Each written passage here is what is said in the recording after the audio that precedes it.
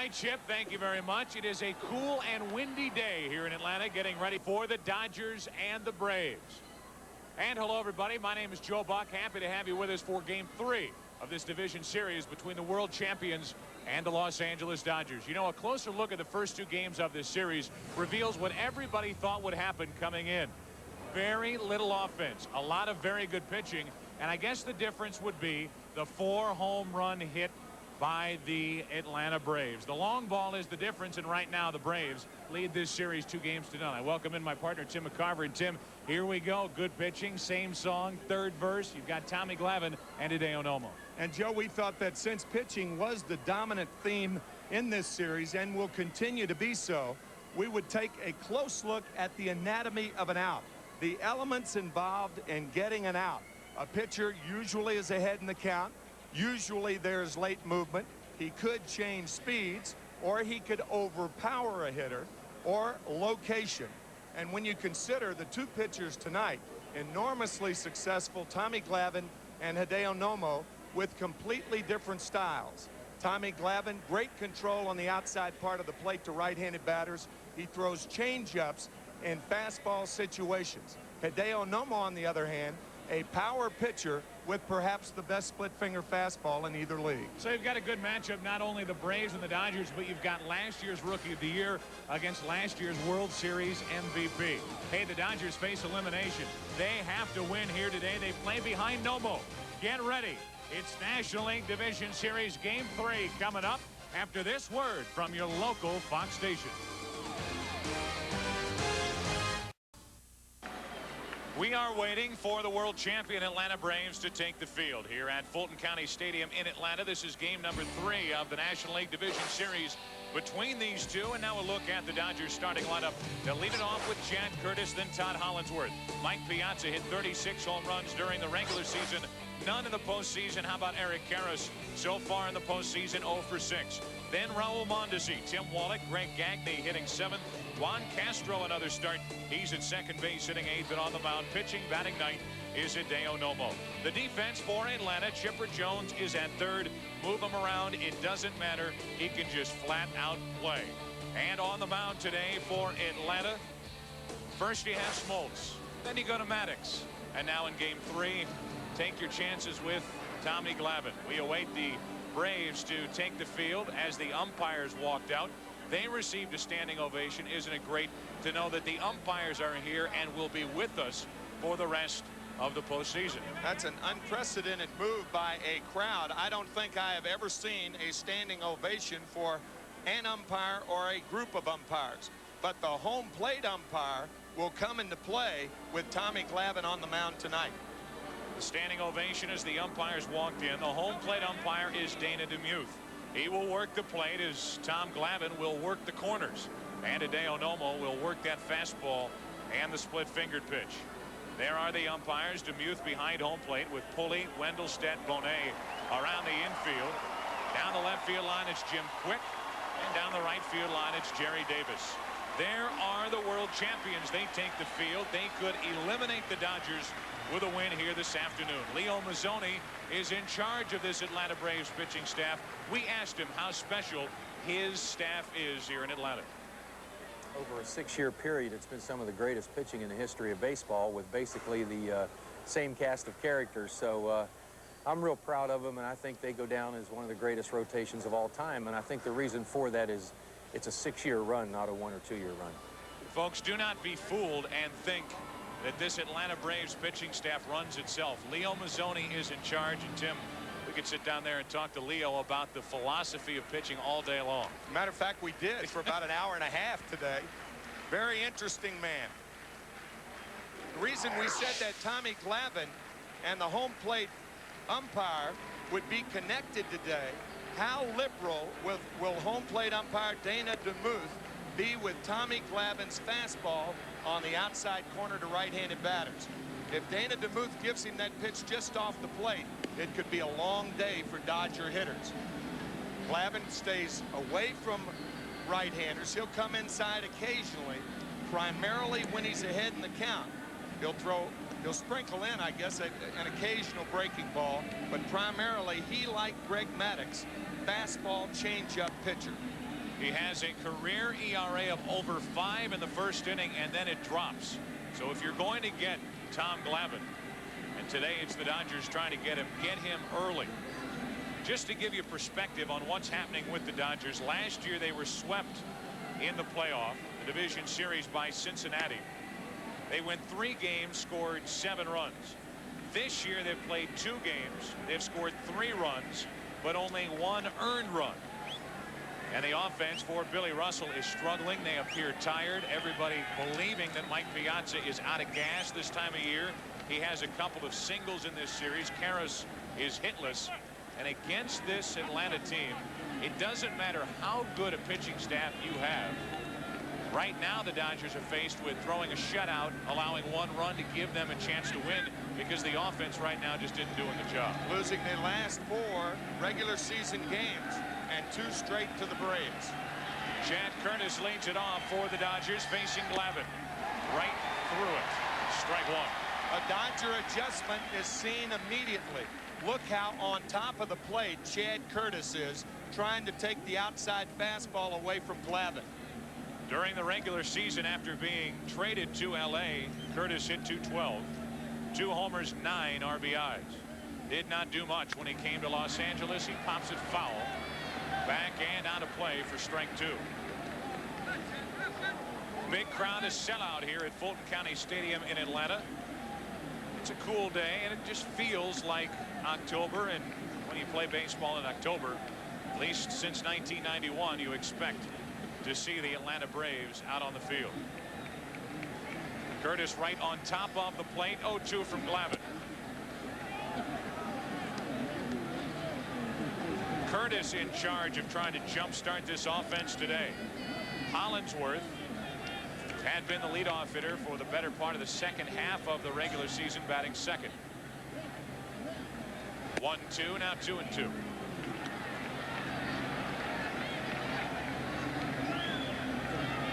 The last time Tommy Glavine pitched in this ballpark, it was a brilliant victory against the Cleveland Indians. A 1-hitter over 8 innings in last year's World Series, the clincher. 2-2, got it. And a good start for Glavine here this evening.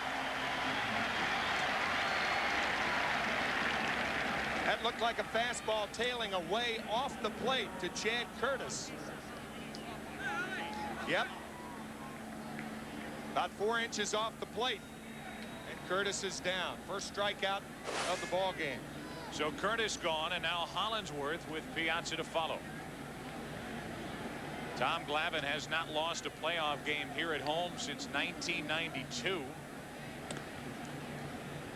The Los Angeles Dodgers have lost 5 straight postseason games. I mean, all the numbers matching up not too favorably for LA. And here they are, the Dodgers, with a chance to try to extend this series to at least 4 games. They will have Nomo on the mound here in Atlanta. There's a fastball from Glavine and a 1-ball, 1-strike count.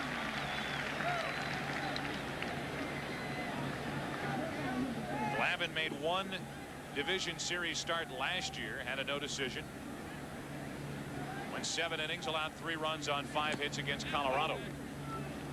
And then in the World Series, he was 2-0 against Cleveland, allowing only 4 hits in 14 innings.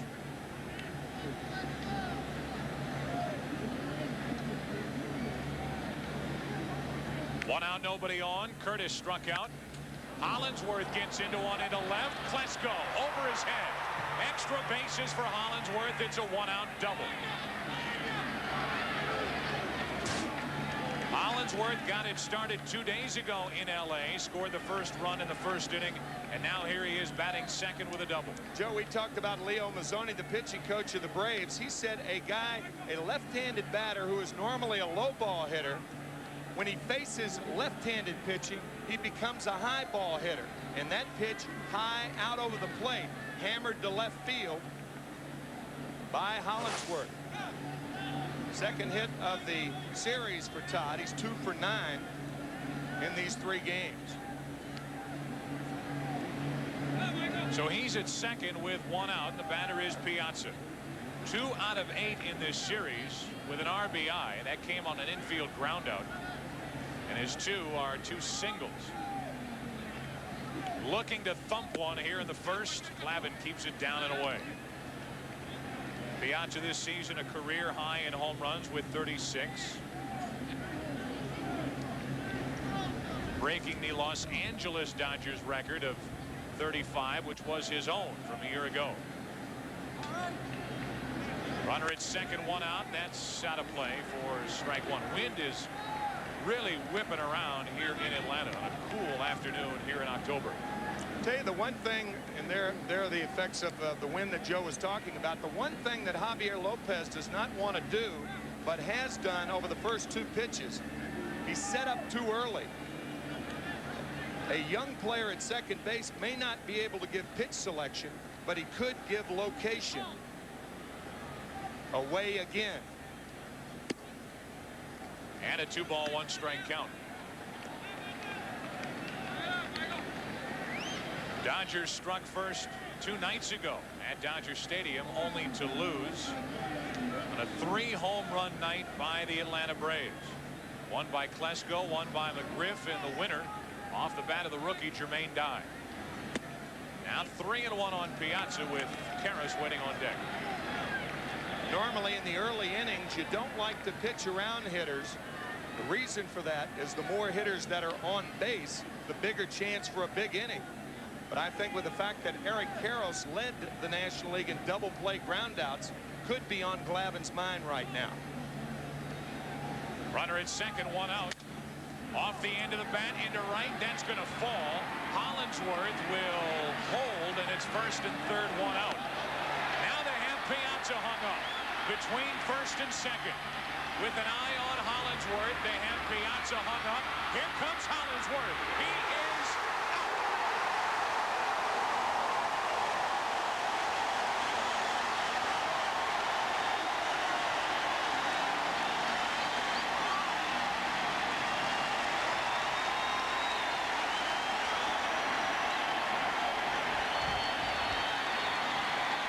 You don't have many chances against the Braves.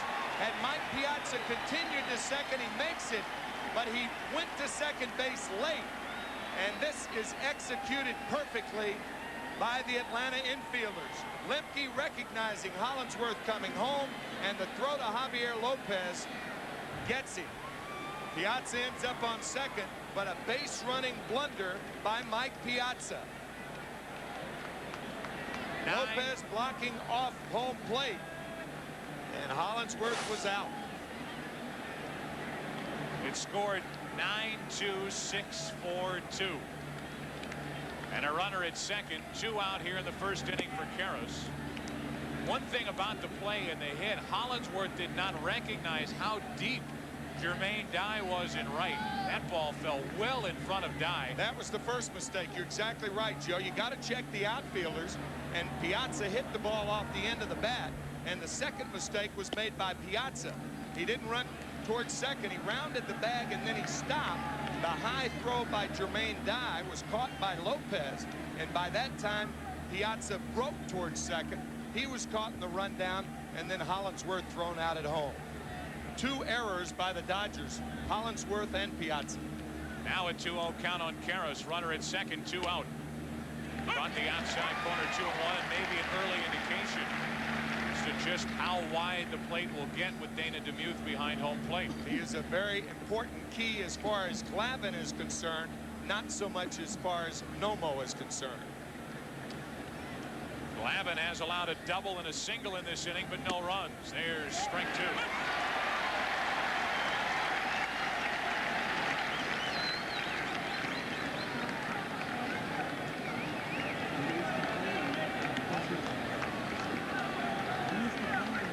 Karras drove in 111 runs during the regular season. Trying to put the Dodgers on top here in the first.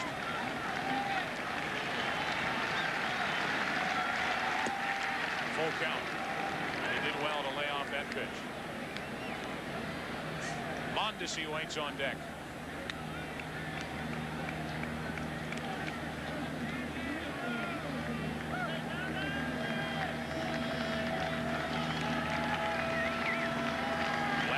struck out Curtis to start the inning. Then the 2 hits, the base running mistakes. Now the 3-2 to Karras. Got it. The Dodgers face elimination, and Tom Glavine here this afternoon in Atlanta. A missed opportunity in inning number 1. A man out at the plate, and after a half inning in Atlanta, no score. Bottom of the first inning, definitely a missed opportunity for the Dodgers in the top of the first inning. How about the lineup? For the Braves, Marquise Grissom will lead off. Then Mark Lemke batting second. Chipper Jones, he's hitting third, 0 for 6 in the postseason. Then it's Fred McGriff. He homered 2 nights ago in L.A. Ryan Klesko, Javier Lopez, Jermaine Dye, Jeff Blauser hitting 8th at short. Tom Glavine pitching and batting ninth. The defense, how about Piazza? Threw out 3 of 5 potential base stealers in the first 2 games of this series. And don't forget the pickoff of Andrew Jones in the 9th inning 2 nights ago. And here is the right-hander, 16-game winner, Hideo Nomo. He has had very good success against Atlanta this year, 2-0 in 3 starts. And you mentioned the running game. That perhaps could be part of the Atlanta offense this evening. Base runners have stolen 52 bases off of Nomo this year, 81 over the last 2 years. That is especially surprising when you consider no other pitcher has allowed 50 over the last 2 years. There's a ball to Marquise Grissom. Leading off for Atlanta, 1 out of 8 in this division series. During the year, hit .308 with 207 hits. That will drop out of play, and the count 1 ball, 1 strike. Marquise, one of 15 children. He's used to crowds like this, right? Absolutely. Happy they're not around a dinner table. Here watching the Braves try to clinch and move on to the National League Championship Series.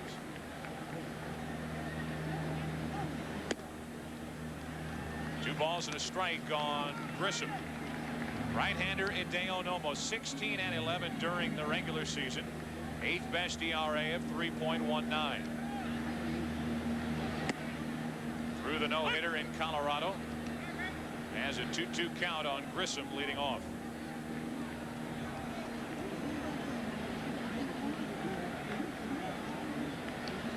Big assignment for the young Hideo Nomo, and that forkball was about 49.5 feet to home plate. One hops it to Piazza. Barely made the dirt. Yeah. Dave Wallace, the pitching coach for the Dodgers. Nothing wrong with the Dodger pitching in this series. From Martinez to Valdez, now Nomo. 3 balls, 2 strikes on Grissom. Got it. And a good start for Nomo. So each half of the first inning starts with a strikeout. A split finger fastball setting the tone of Nomo's performance. Going down and in. Most of the time, his splitter is not in the strike zone. It may be early in the count. As a matter of fact, he throws 2 different types of splitters. Early in the count for a strike, but with 2 strikes, it's in the dirt. Here's Lemke, and that's why when we did the top of our show, when you talked about velocity, such a key for Nomo when he has that good fastball. It just gives these hitters less time to react to fastball versus split-fingered pitch. That is a foul ball, and the count 1-1 on Lemke. Lemke has played in more postseason games than anyone on this Atlanta Braves roster, and second only among second basemen in Major League history to Joe Morgan. Lemke has played in 48, Morgan 50. Strike 2 on Lemke. Nicknamed the Tornado for this reason. Normally tornadoes do not go this far inland, but today's an exception. You know, it's 5 a.m. now in Japan on Sunday morning. Japan, a country of about 120 million people, half of the United States, And we are told that 40 to 50 million people are watching this broadcast live at 5 a.m. in Japan. Lemke laid off the split finger delivery in the count 3-2.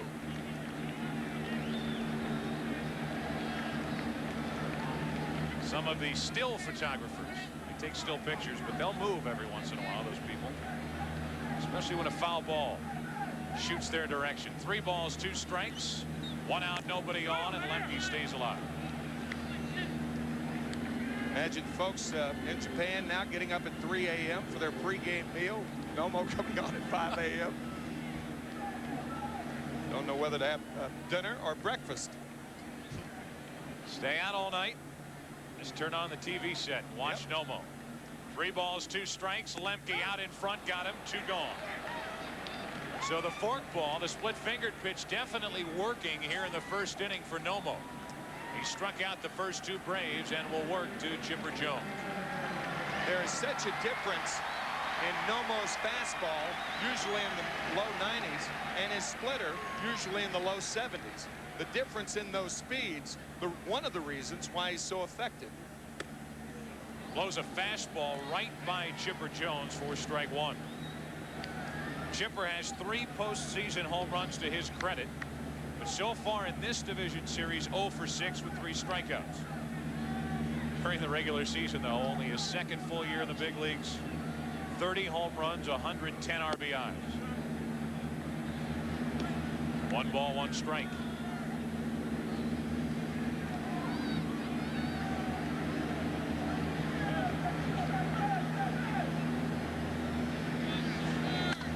Hard hit. Karras can't handle it.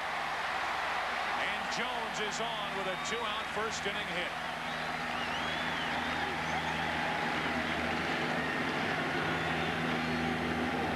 First hit of the series for Chipper Jones. He was 0 for 6 coming in with a couple of walks.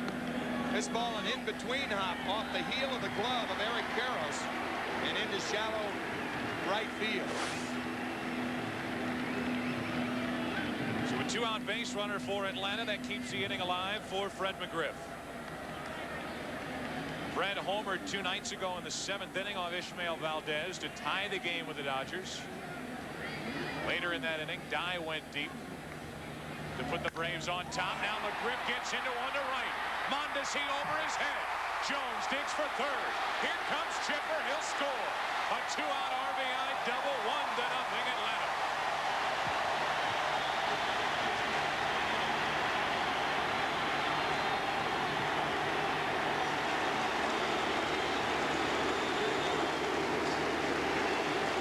What Jones and McGriff did, they chose the fastball early in the count. The 1-1 pitch to Jones, a single, and the first pitch fastball to McGriff. Over the head of Mondesi. Mondesi gets too close to the wall, the carom off the edge of the glove, and Jones scores. Had Mondesi come up with this cleanly, they have a shot at Jones at home plate. Tricky carom, 1-0 Atlanta. Now McGriff at second with 2 out. Braves have a lead, and Klesko looks at ball 1. Joe, this is such a weird series. That is the first hit by the Atlanta Braves with a man on base in this series. Not just a runner in scoring position, but with anybody on. Right. McGriff picks it up and puts the Braves on top here in the first. Now it's 2-0 on Klesko. The Atlanta Braves have scored 5 runs coming into today's game on 4 solo homers and a sacrifice fly by Fred McGriff.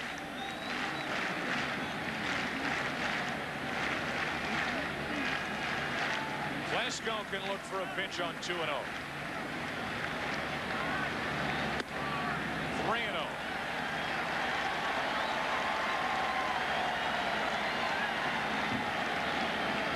His numbers for the regular season: a home run 2 nights ago in LA.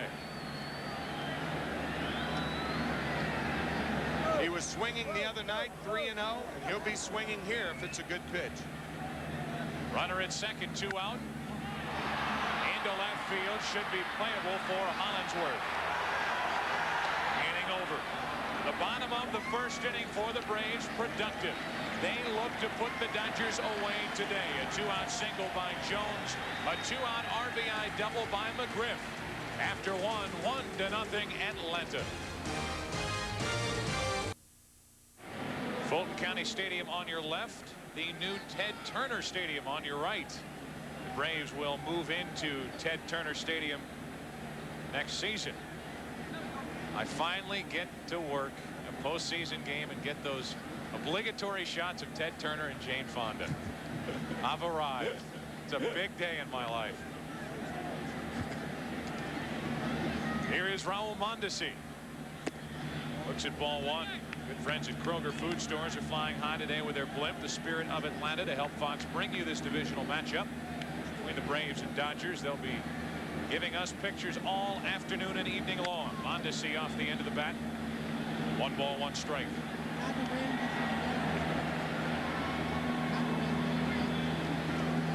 In this playoff, Mondesi 1 out of 7 with an RBI. You'd think Mondesi would be the guy that could handle, the type of guy that could handle Tommy Glavine. However, he's 0 for his last 10 with 6 strikeouts against Glavine. Into right field, Jermaine Dye was playing deep, but recovers 1 away. So with 1 out here in the second inning, we go back to Hollywood. It's much warmer, and that's where Chip Caray is. All right, Joe, thanks a lot. Robbie Alomar has been the story of this postseason. Today, he does it for a different reason. 2 strikes, 2 outs, top 9. A base hit off Jose Mesa, scores Manny Alexander, ties the game at 3. Indians have a man on, nobody out in the bottom half, and also have 18 strikeouts. Timmy, reminds you of Bob Gibson 28 years ago? Thank you, Chip. So the Cleveland Indians trying to win to force a game 5. Blow the lead in the 9th inning. Alomar gets him, and now they'll have to go back to work to stay alive. Here's Tim Wallach, 1 out, nobody on. Took a ball. Now ball 2. Chip referring to Bob Gibson's remarkable performance back in 1968, the first game of the '68 World Series, Tigers and Cardinals, when Gibson struck out 17 on a day about like this. Cool, great day to play baseball. Really wasn't a bad year for Gibson, was it? No, not too shabby that year. 1.12 ERA. He went through 195 inning stretch that year, giving up 1 earned run. 1 out, nobody on, and a 3-0 count on Wallach. How about that? Swinging on 3-0, and the count 3-1. There is Greg Maddux. He was the winner in game 2 of this series. Left with a slightly pulled right hamstring. That was the reason he left that game after 7. Wallach fouls it down the right field line, the count full. Yeah, speaking of remarkable performances, I mean, Maddux last year against Cleveland in game 1, a 2-hitter, and the other day in Los Angeles, mind-boggling, 14 balls in 7 innings. He threw an average of 2 balls an inning. Go figure. How can you do that? Leo Mazzoni just talking about it before the game, saying you think that's amazing. He was for a couple of years doing that start after start after start. And you made the point that that effort 2 nights ago by Maddux would be most pitchers' dream game. Yeah, that'd be the best game they ever pitched. For Maddux, it was routine. And that's not overstating it either. 1 out, nobody on. 3-2 to Wallach. Got him out in front. 2 out. And 3 strikeouts in an inning and 2/3 for Glavine. And folks, like we were talking before the game about that lane of Tom Glavine, he has not thrown a fastball inside to right-handed batters yet. Right here, he will stay in that lane all night long until the Dodgers prove that they can hit it. So far, no runs, a squandered chance in the first. 3 strikeouts, 2 out, nobody on. He came back from 3-0 to get Wallach, and now Gagne.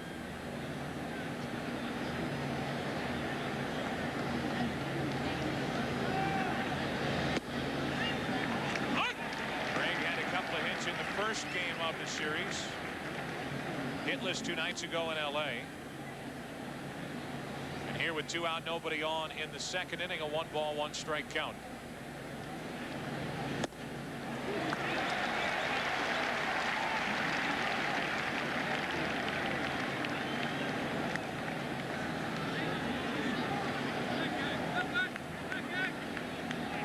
talked about Glavine's struggles in the first inning. Dodgers had their chance, a double, a single, a man out at the plate. It looks like Glavine has settled down. Count still 1-2 on Gagnon.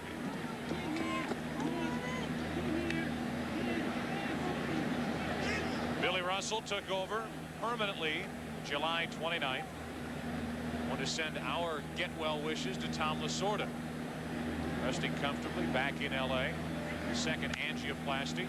That's to the right side and foul. Tommy Lasorda had a June 26th procedure to open an artery. Then he had a repeat angioplasty. Evidently everything went well. And you know Tommy is tuned in back in LA.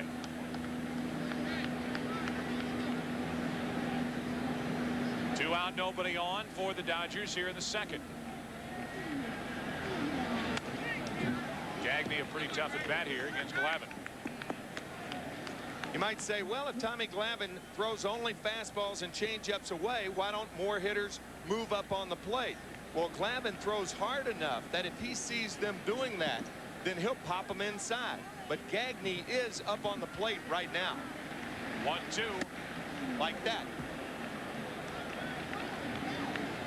Just missed in the count. 2-2. This is the first fastball that he's thrown inside, and that was because Gagne was creeping toward the outside part of the plate. You could see with the stride of the left foot. Now he'll go back out there. He went inning over. 4 strikeouts in 2 innings for Glavine. Bottom of inning number 2. Atlanta bats. They lead the Dodgers 2-0 and 1-0 this afternoon. Fox Sports coverage of Major League Baseball's Division Series is brought to you by Chevrolet Trucks, the most dependable, longest-lasting trucks on the road. By AT&T, your true choice. By Cigna, a business of caring.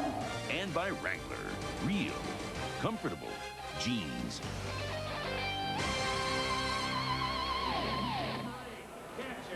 Well, not many who live in this great city of the South make plans for October.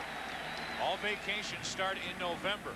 They know that when October rolls around, there's a very good chance this Atlanta Braves club will still be playing.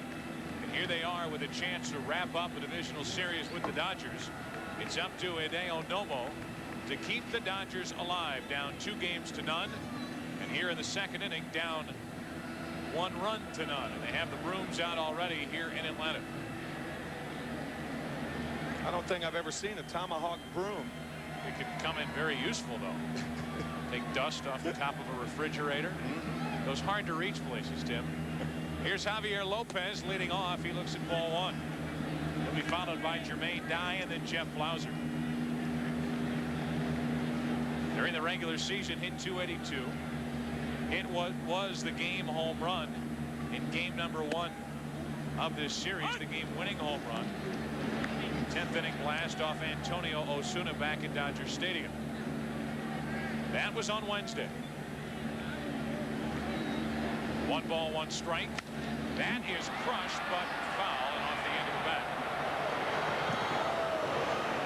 Game number 1, it was the 10th inning. Antonio Osuna kept pounding Lopez away. Javier caught up. And on that swing, and then good relief work from Wohlers after 9 strong innings from Smoltz. The Braves took game 1.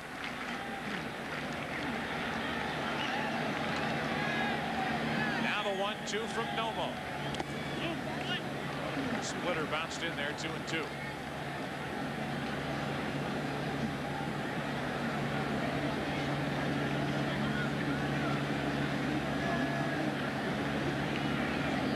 Lopez leading off the second. Now 3-2. Nomo threw a 3-2 splitter to Marquise Grissom to lead off the game. We'll see what Lopez gets. Looks like the splitter. And Lopez gets a piece. Talked earlier, there's Dave Wallace, the Dodger pitching coach. We talked earlier about the 2 types of splitters that Nomo throws. He throws one when he needs a strike. That was what that last one was. Lopez fouls one back here, and the count will stay full. Nomo struck out the first two. And a hit by Jones and an RBI double by McGriff. Against the Braves this season, 3 starts, a record of 2-0, and an ERA of 1.61. Here in the second, a leadoff walk. With that, we go back to Chip Carey in Hollywood for another update. Chip. All right, guys, what a day for Bernie Williams in Texas. His second home run of the day. One left-handed, one right-handed. This one in the 9th inning makes it 6-4 Yankees. Rodriguez, Greer, and Gonzalez 2 up against John Wetland in the bottom of the 9th. Texas has to win to stay alive. Back to you in Atlanta. Thank you, Chip. So a series that has been highlighted with the home run ball. Juan Gonzalez hitting 1 today and 5 in that series. Unbelievable. 1 on, nobody out for Atlanta. Second inning, and the batter is Dye. Strike 1. Yankees have come from behind against the Rangers 3 times in their series. 4-1 in game 2, where the Rangers leading New York. They won that game, and they were behind 2-1 last night and trailing 4-0 this afternoon. Taking the lead again. Good fastball from Nomo. Strike 2.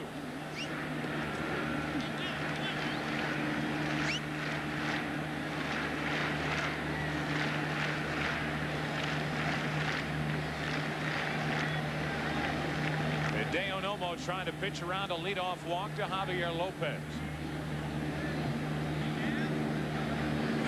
Good fastball, and Dye is gone in a blink. 3rd strikeout for Nomo. Fastball low and away. You can see Nomo keeping an eye on Lopez. Lopez is not a fast runner. Jermaine Dye coming up empty. That low fastball had some hop on it. I would imagine for a guy like Nomo, though, who has had a tough time holding runners on and teams have been stealing at will, it almost doesn't matter who's over at first. You get a little batty with runners taking bases on you, and everybody becomes a threat. Yeah, you become overly concerned. You can't distinguish between the guys who can run and the guys who can't. Blauser, the number 8 hitter, strike 1 on Jeff. He is 1 out of 6 in this series. During the regular season, hit 10 home runs. Went down on July 16th with a broken left hand, and he's worked his way back healthy and starting each of the first 3 games of this playoff with LA. Lopez led off with a walk. Dye struck out. And 2 quick strikes on Blauser.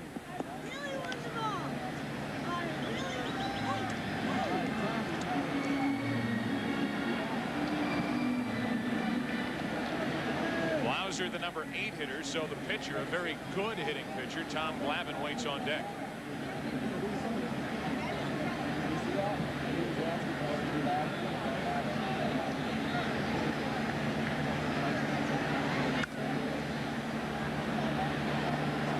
Well, if there is a question, Tim, coming in each and every time Nomo pitches about his velocity, I would say so far so good for Nomo. Yeah, he's throwing the ball very well.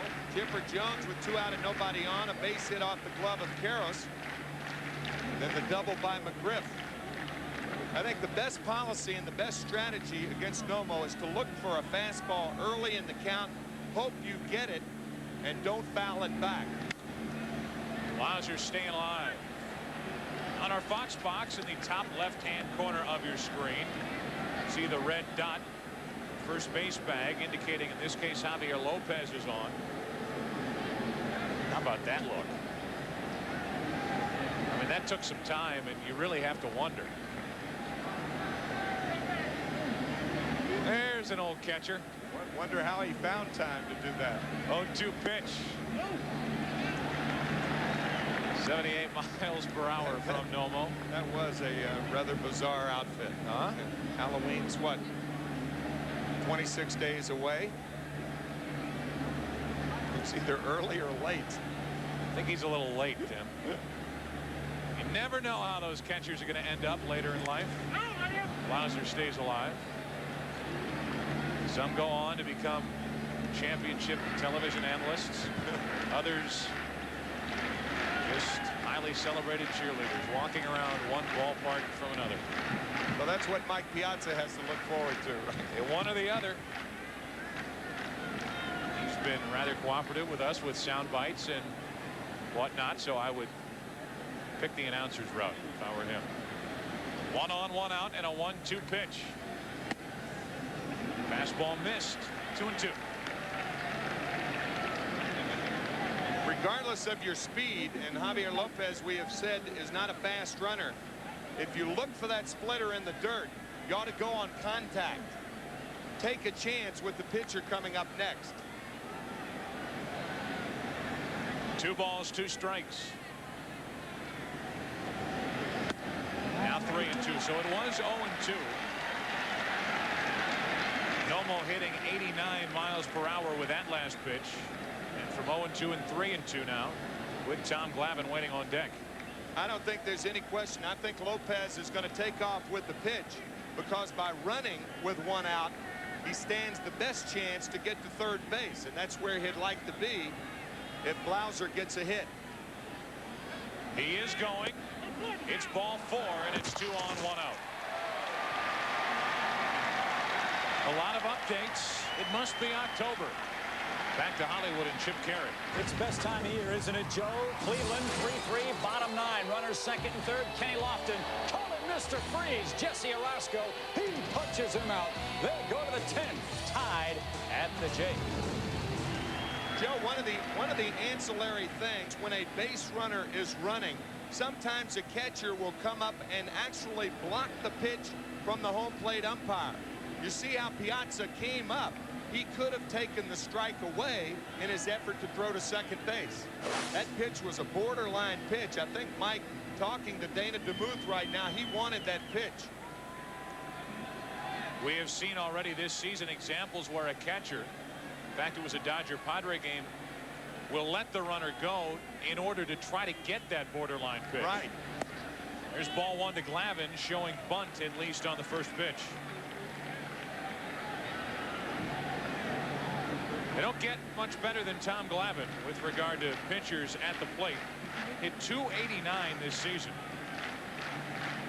22 out of 76. I'll tell you a play that Bobby Cox could be thinking about now is a hit and run. Have the runners running. That's how well he handles the bat.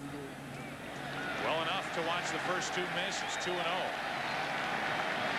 If that happens, you'll see some infielders backpedaling and trying to get out of the way. Especially Tim Wallach at third. Wallach is the defensive captain who gives the signs to the infielders whether to put the rotation play on or whether to play it straight up. It looks like the Dodgers are playing it straight up. No wheel play. 2 on, 1 out. 2-0 the count. Going to swing. Strike 1. So Nomo falls behind Tom Glavine, and at least for that last pitch, it almost takes that guaranteed out away. By falling behind Glavine, now you have Tom swinging the bat as opposed to dropping down a bunt. Try to advance the runners. Bobby may have given him 1 shot and then gone back to the sacrifice. Carroll's way in at first. Wallach way in at third. 2-1 now on Glavine. Gonna bunt again. Perfect. Sacrifice 5-4.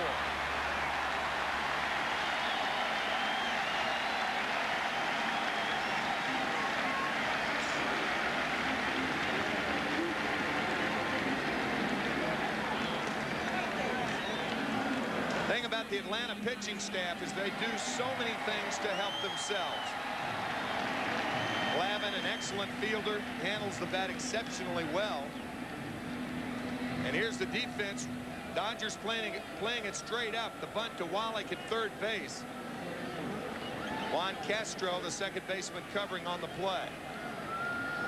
Now a hit could mean 2. Second and third, 2 out. Marquise Grissom at the plate, struck out his first time.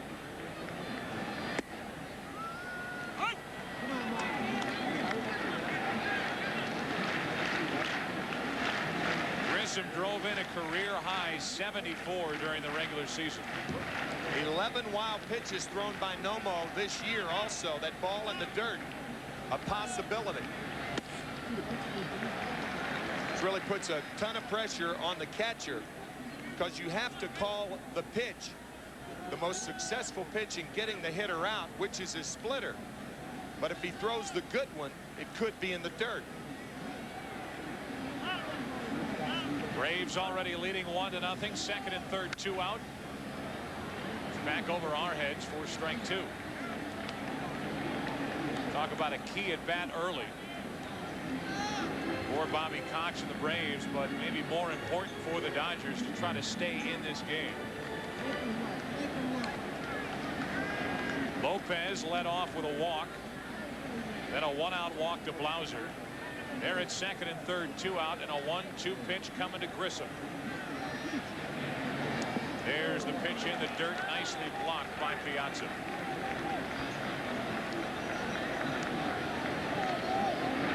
That's a terrific play by Piazza because it's the in-between bounce. The ones that hit in front of home plate are the toughest pitches to block. Fine play by Mike Piazza. You'll hear people say that Piazza is not a good catcher, mainly talking about his throwing, but handling this pitching staff, getting down blocking balls in the dirt, definitely above average. Second and third, 2 out, and he does it again. A 3-2 count on Grissom.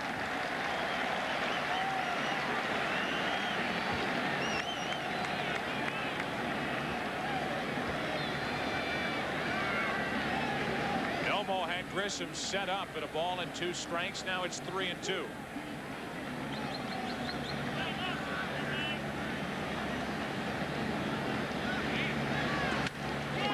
Third for Wallach. The veteran takes care of Grissom. Nomo takes care of Atlanta. After 2, Braves out in front 1-0. We'll be back to Fulton County Stadium after this from your local Fox station. Fox, home of Super Bowl 31. Into the top of the third inning. Dodgers will bat. They trail by 1. Tom Glavine back to work. He will deal with the number 8 hitter Juan Castro, then Hideo Nomo and Chad Curtis. 8, 9, and 1 coming up for the Dodgers here in the third. Castro right on top of the plate. Pretty good swing. Strike 1. Juan Castro next season may end up the second baseman for the Dodgers. Seems a foregone conclusion that Delano DeShields is finished in L.A.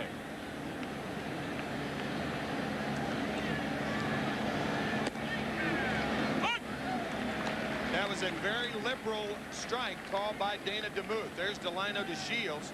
I think everybody's opinion, Delano's contract will not be renewed by Fred Clare, the general manager of the Dodgers.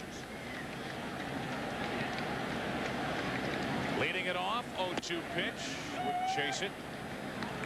I thought it was interesting what Leo Mazzoni said about pitching inside. You hear pitching coaches and pitchers thumping their chest about pitching inside. He said that's great as long as you can then control that pitch low and away like that from Glavine. 2-2. Pitching, like anything else, is timing. Tom Glavine has gone inside 1 time in this ball game, and that was to Greg Gagne in the second. The other way, Castro pokes it foul, and still a 2-2 count. Now, the one thing about Glavine, that's not to say that the second time the Dodgers come up and see him that he won't come inside, because Glavine adjusts to the lineup. 1 time through the lineup, he may stay away. The second time through the lineup, he'll pop him inside occasionally. Castro pops one into center for Grissom. Lasses down. He's there, 1 away. Another update, another trip back to Hollywood, and another Chip Carey update. Go ahead, Chip. All right, Joe, it's been a long time since the Yankees have gone to the ALCS. They are on their way. John Wetland just punched out Dean Palmer. 6-4, the final score. Bernie Williams had 2 home runs. Right now, they're also tied in Cleveland 3-3, bottom of the 10th inning with the heart of the Cleveland order due up. All right, Chip, thank you. So for those of you who may have been tuned into that game, we are in Atlanta for Game 3 of this division series between the Braves and the Dodgers. Dodgers down 2-0. Hideo Nomo batting here in the third inning. Atlanta out in front on a Fred McGriff 2-out RBI double back in the first. The Dodgers in the first inning got a 1-out double from Hollingsworth. Then a hit by Piazza. Hollingsworth didn't score. He got caught up in a rundown. Then Piazza got caught up in a rundown. And eventually Hollingsworth was tagged out at the plate on a play that went 9-2, 6-4-2 to keep the Dodgers off the scoreboard. 2-1 to Nomo. Fastball from Glavine, 2-2. Joe, you think of the position the New York Yankees are in. They beat the Cleveland Indians 6 times in their own ballpark. 6-0 against Cleveland in Cleveland. And they won the last 6 out of 7 against Baltimore. So as far as Joe Torre's Yankees are concerned, they really don't care who wins in that divisional playoff.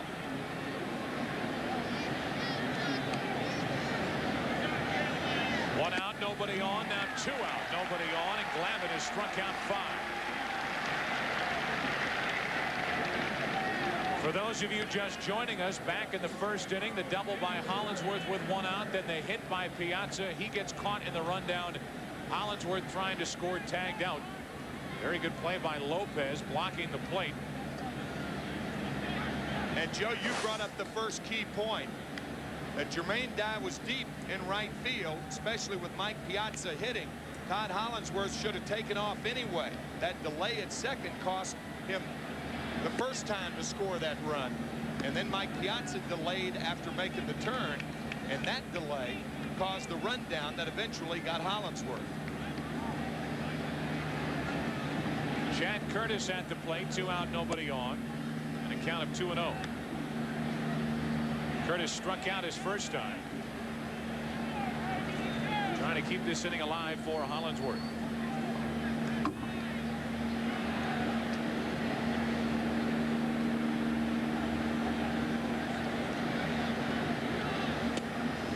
There's a strike, and it's 2-1. Glavine has retired 6 in a row.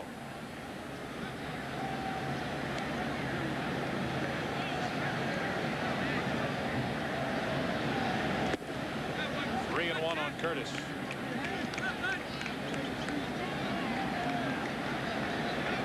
Glavine has walked none, allowed no runs on 2 hits, and struck out 5. Hollingsworth next. Curtis right on top of the plate.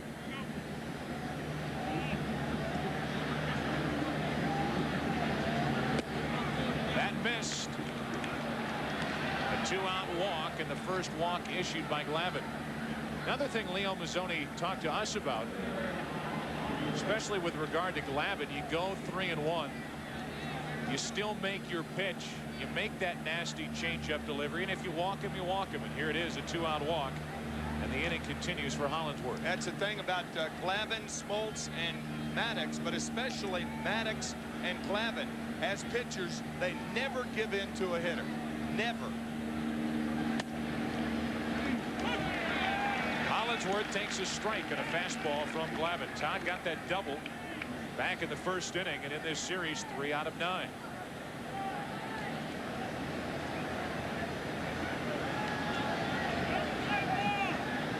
Curtis held by McGriff at first. Caught the outside corner, strike 2. I think the refreshing thing about the Atlanta pitching staff, particularly their starters, is they prove once again that the fastball is the best pitch in baseball. A well-placed fastball, you can talk about splitters, curveballs, sliders, all those other things, change-ups, circle changes. The fastball is still the best pitch in the game. If you can control that, you can win. 3 straight fastballs to Hollingsworth and a count of 1 and 2.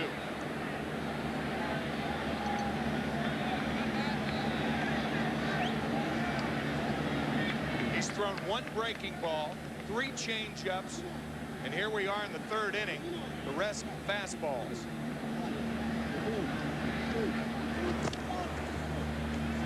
Curtis draws a throw.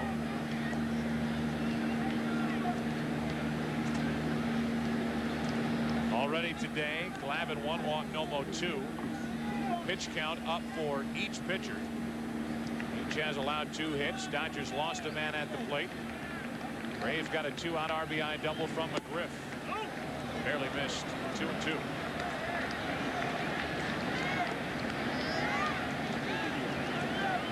The Dodgers involved in a late weekend series with San Diego to determine the winner of the NL West. San Diego came to Dodger Stadium, swept LA, won the division. They're tangling with St. Louis, while the Dodgers threw Atlanta. All the Dodgers had to do was win one of their last 4 games, and they would have played St. Louis. Not that St. Louis is any picnic, but when you go against the top 3 pitchers perhaps in baseball on one staff, that's choosing the worst poison, I think. 2-2 to Hollingsworth. He stays alive. I get a chance to follow the Cardinals around during the regular season. You're right, they are no picnic. They are a very dangerous team, and I think the Padres are finding that out if they didn't know that already. But I think even most Cardinals would tell you, if you had a choice, you'd rather play. Push Atlanta as far back in the playoff rounds as you can. Face them late. The Dodgers down 2-0 and trailing here 1-0.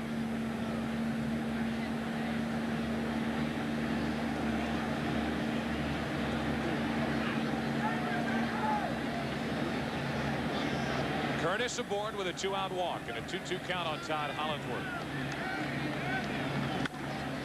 Into left field for Klesko. What a catch to end the inning. Ryan Klesko takes one away from Hollingsworth and the Dodgers. And now after 2.5 at Fulton County Stadium, the world champs out in front 1-0.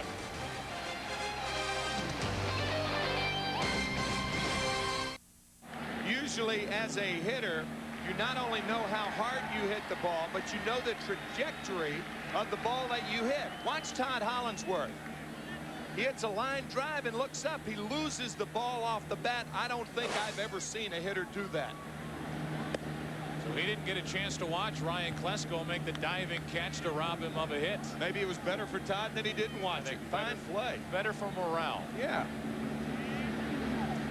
Definitely a sun field out in left field and center and part of right. Lemke leads it off, the count 2-0. Chipper Jones and Fred McGriff will follow. Braves out in front 1-0. Bottom of inning number 3. Good pitch from Nomo, 2-1.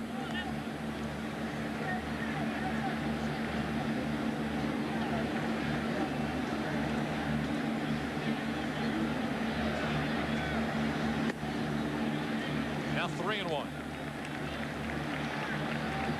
Imperative for Hideo Nomo to keep the Dodgers as close as he can. The Dodgers in their last 61 innings have scored only 8 runs and picked up only 34 hits. Talk about putting pressure on a pitching staff. And there's a little bickering going on between a lot of the Dodger hitters and some of the pitching staff. That's the worst thing that could happen to a club in any part of the season. I know exactly what you're saying. 3 balls, 2 strikes on Lemke. The hitters blame the pitchers, and the pitchers blame the hitters for not scoring runs, and the hitters blame the pitchers for not holding the other team down. I'm sorry, but I don't see how any Dodger hitter can blame Dodger pitching for anything that's happened. 3 balls, 2 strikes. That's hard hit to Karras. Nice play, the flip, the out. And the leadoff man Lemke is gone here in the 3rd inning. These Dodgers offensively have scored only 1 earned run in this series. That on the double by Todd Hollingsworth, driving in Greg Gagnon. Lemke hit it well. Nice play, Karras.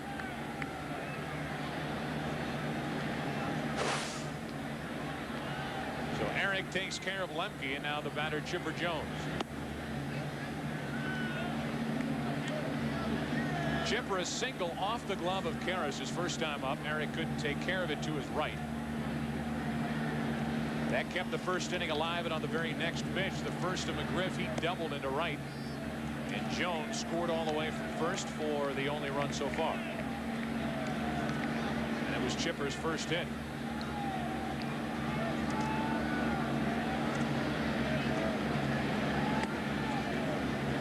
There's a strike, and it's 2-1.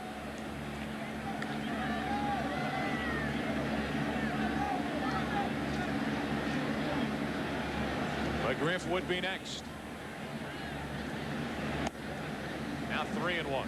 Bobby Cox saying that last year after the World Series, he really didn't have a chance to enjoy the series. The day that the series ended and they beat Cleveland, John Schuerholz, the general manager, showed up in his office. Barely missed in a one-on walk to Chipper Jones. Third walk issued by Hideo Nomo. And the discussion was whether or not to sign Fred McGriff. They ultimately did that, and are they ever happy that they did? Here is Fred, and here is his hit zone. Pitchers trying to come inside on McGriff, but if you get the ball down in the process, he can golf it out of the ballpark. Those balls in the fat part of the plate, he does not miss too often.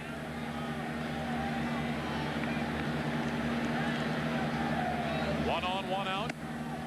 McGriff jumped on the first pitch in his first at bat. Now he takes ball one. 3 out of 8 in the postseason. Regular season hit 28 home runs. However, only 8 after the All-Star break. Jones running. Throw by Piazza. Chipper safe at second with 1 out.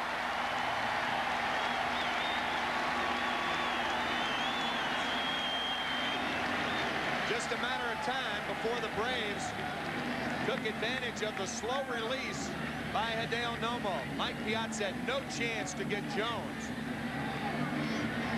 It was a one-hopper to Gagne. Jones is in there. Remember earlier we said 52 stolen bases against Nomo this year. No other pitcher in the major leagues had as many as 30 stolen against him. Now Jones at second, 1 out, and a 2-0 count on McGriff.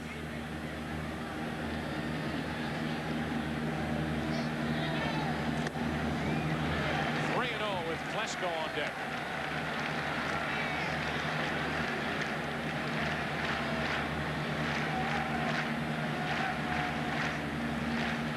Bobby Cox reinforcing Fred McGriff by putting Klesko behind him. That way you can't pitch around him. If you do, you have to answer to Klesko. 3-0 to McGriff. Ball 4, 2 walks in the inning. 4 on the day for Nomo, and McGriff draws the 1-out walk. This copyrighted telecast is presented by authority of the Office of the Commissioner of Baseball. May not be reproduced or retransmitted in any form without express written consent. Back-to-back walks, a stolen base in the middle, and Dave Wallace will make a trip out to the mound and talk to Nomo. Action already for the Dodgers out in their bullpen. We saw him 2 nights ago in Los Angeles. Pedro Estacio cranking it up, trying to get ready in a hurry. They have to look at this game like game 7 of any series. Absolutely. There will be no tomorrow for the Dodgers if they lose here today. And along the lines of nothing stacking up well for LA. Never in baseball history has a team down 0-2 won a 5-game series by sweeping 3 on the road. On top of that, the Braves have never lost 3 straight postseason games at home in the history of this franchise. So battling history and this good Atlanta pitching staff in this series. From here on out, 2 on, 1 out, Klesko, ball 1. The deeper in the count that Nomo falls, the more predictable the pitch. Not only important to get a strike, but a strike right now to balance things out. 2 on, 1 out. Good fastball, 1 ball, 1 strike. That was almost a predictable pitch. That was a very important pitch right there. Now he can go to the splitter or go back to the fastball away. Nomo trying to get around 2 third-inning walks. Klesko pops it up. Long run for Karras. Foul ball, 2 out. And the runners hold at first and second.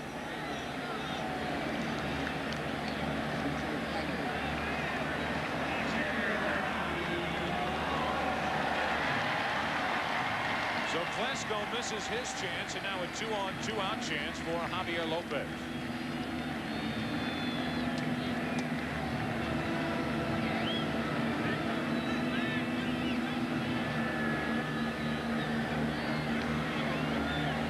Javier drew a walk his first time up, leading off the second.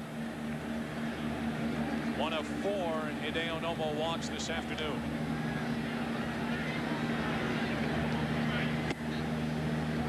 Just low, ball 1.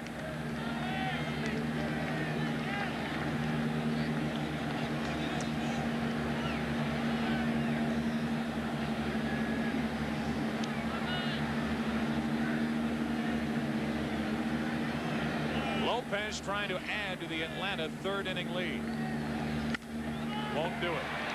Gagne the flip for the final out here in the third. Nomo gets away with 2 walks. Boy, that base is loud. After 3 in Atlanta, 1-0 Braves. Three innings complete here in Atlanta. Braves out in front, 1-0. Back to work is Tom Glavine. He gets ready for the 4th inning. It will be Piazza, Karras, Mondesi. A big chance here for the Dodgers. Their big 3 coming up. Glavine so far has walked 1, allowed no runs on 2 hits, and struck out 5. Braves do not let up. Smoltz, Maddox, Glavine.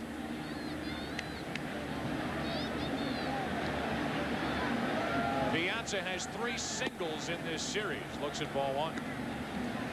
Talk about a tough job. Either a past or a future Cy Young Award starting every game against you. That's what the Dodgers are looking at.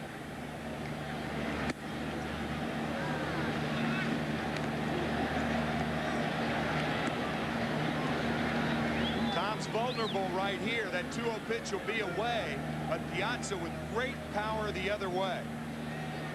Dodgers have gone 198 at bats since their last home run, which was hit by Eric Karras September 25th at home against the Giants.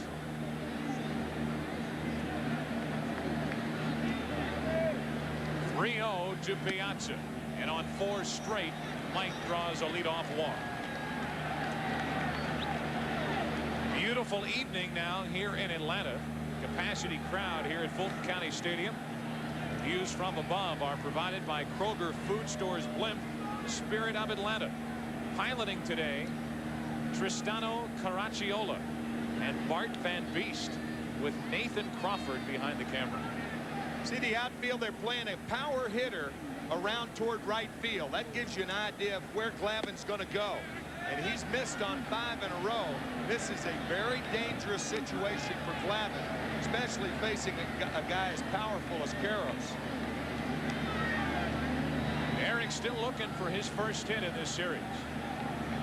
See him almost tell himself, go to right. 1 on, nobody out. Pulls it to short. Blauser, good play. 1 out. Got them both. He was safe at first.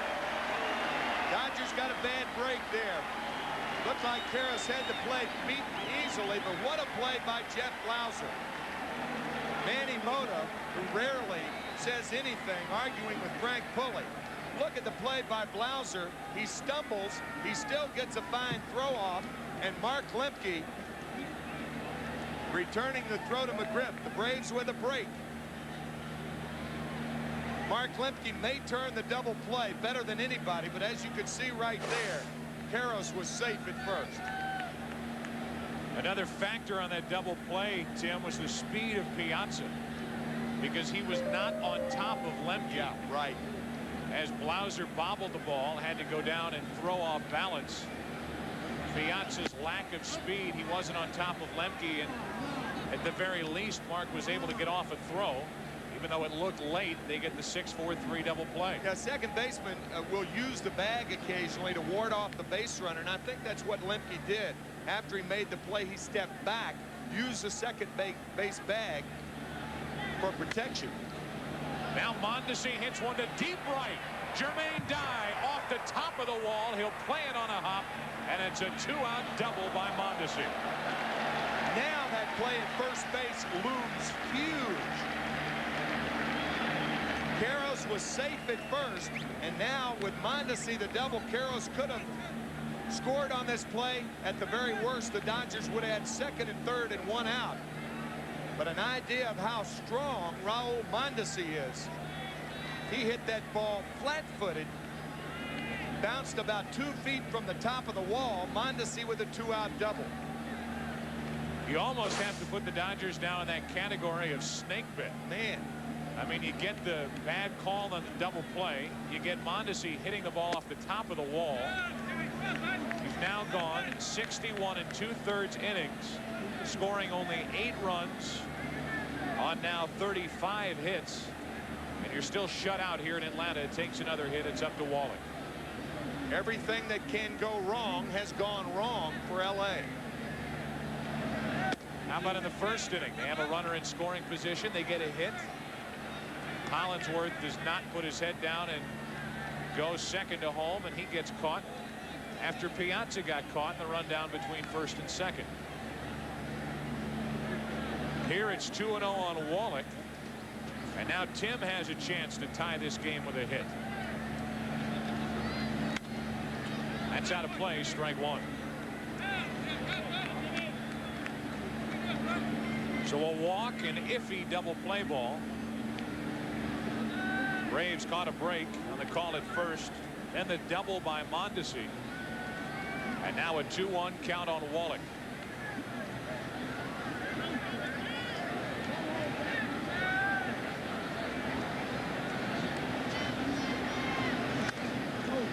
Two and two.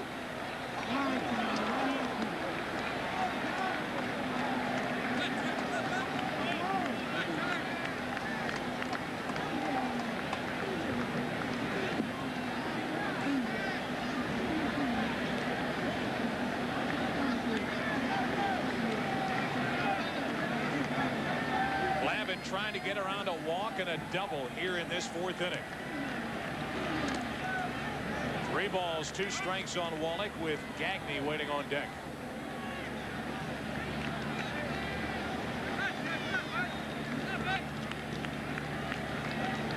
Glavine not too sharp here in this 4th inning. First 5 pitches of the inning missed the strike zone. And second time through the lineup, too. Mondesi going deep to right field on a ball off the plate away. 3-2 to Wallach. We'll do it again. Now 74 pitches for Glavine this afternoon. Not very economical either.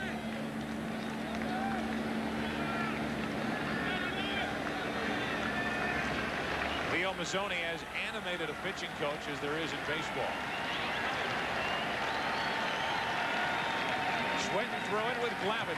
3-2 pitch to the shortstop, Blauser. Waits, fields, throws. A leadoff walk, then a double play ball, then the double. Tom Glavine gets into and out of trouble in the 4th.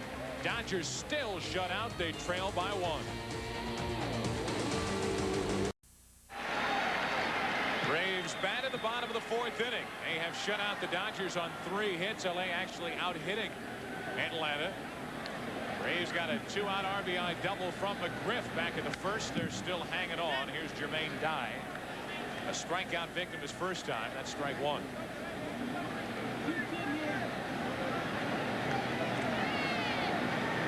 Only 1 out of 8 in the postseason, but that one was essentially the game-winning home run on Thursday night.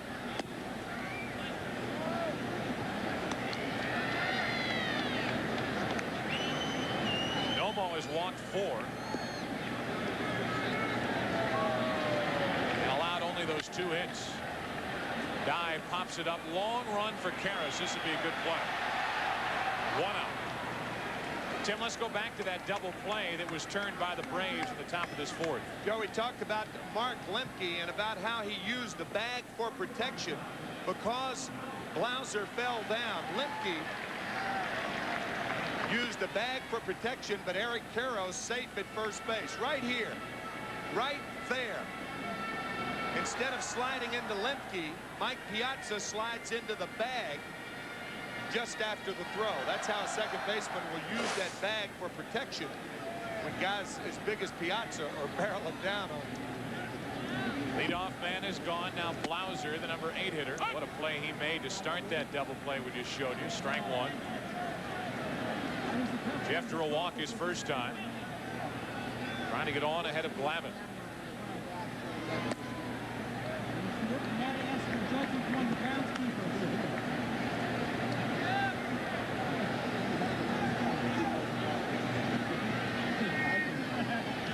Blauser played in only 83 games during the regular season because of that broken left hand. And it was a race to see if Blauser could get healthy before the postseason began. He did. While he was out, Braves reacquired Terry Pendleton, put him in at third. Chipper Jones to short. Blauser a test for Gagne. Good play, 2 out. So 2 out, nobody on, nothing shaken here in the 4th inning. Back to Hollywood and Chip Carey. Well, what can you say? Robbie Alomar has just done it again. Jose Mesa, his 3rd inning of work, serves it up. Leading off the 12th, Robbie Alomar sends Capaya. 4-3 Baltimore. If they win, they advance. Indians with 22 strikeouts in the game, but losing by a run. So trying to win for a date with the Yankees. They won today over Texas. Here's Glavine rocketing one to deep right. Mondesi plays it off the wall, and Glavine has a 2-out double.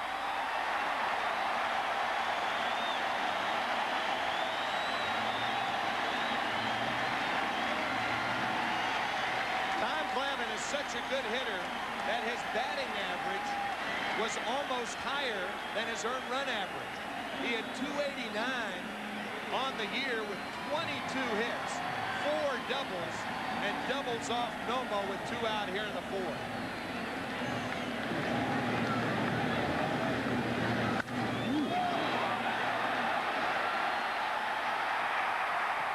Whether it's playing defense as a pitcher, winning a Gold Glove like Maddox, dropping down a bunt, getting a big hit. This Atlanta pitching staff does it all. Now Glavine at second, 2 out. Grissom looks at a strike from Nomo. Only 1 out of 10 in this divisional playoff. Held hitless in his last game.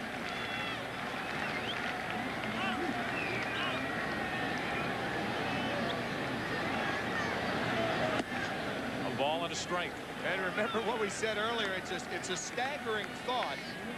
The Atlanta Braves are ahead of the Dodgers 2-0 in the series. We're in the 4th, and they have 1 hit in this series with runners on base. And that was in the 1st inning tonight when McGriff doubled in Jones. Glavine the 2-out double and a 1-ball 1-strike count on Grissom.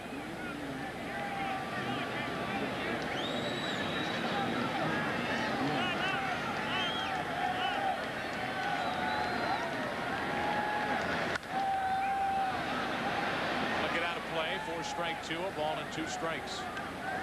And that stat that you talk about goes further to back the claim that the Dodger pitching staff has made. They're doing everything they can. I mean, what, do you have to go out and throw a shutout to win? That's asking way too much. Martinez was outstanding in game 1. 1 run through 8 innings. Valdez allowing the 3 home runs, but only 5 hits. Now Nomo just missed in a 2-2 count on Grissom. Ramon will pitch game 4 if this series continues. Talking with Ishmael Valdez. He'd like to run Martinez out there one more time. Runner at second, 2 out, 2-2 to Grissom. Wasted a good pitch.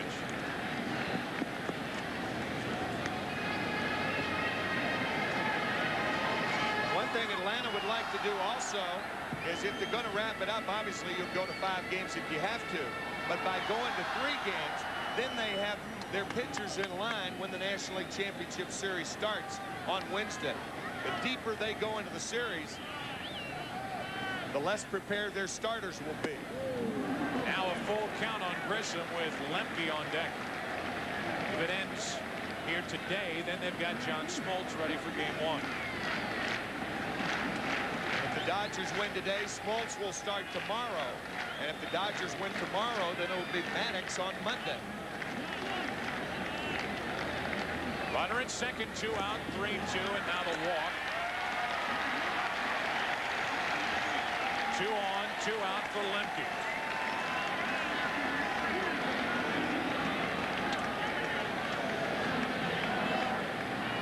It's now 5 walks issued by Hideo Nomo. 2 of them you can't quarrel with. Jones and McGriff back in the 3rd inning. He got away with it. Came back to get Klesko and then Javier Lopez. This walk continues the inning for Mark Lemke. But already 87 pitches for Nomo.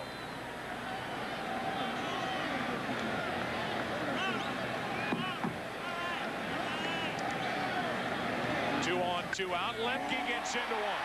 Deep center field. Curtis over his head. 2 runs will score. And it's 3-0 Atlanta.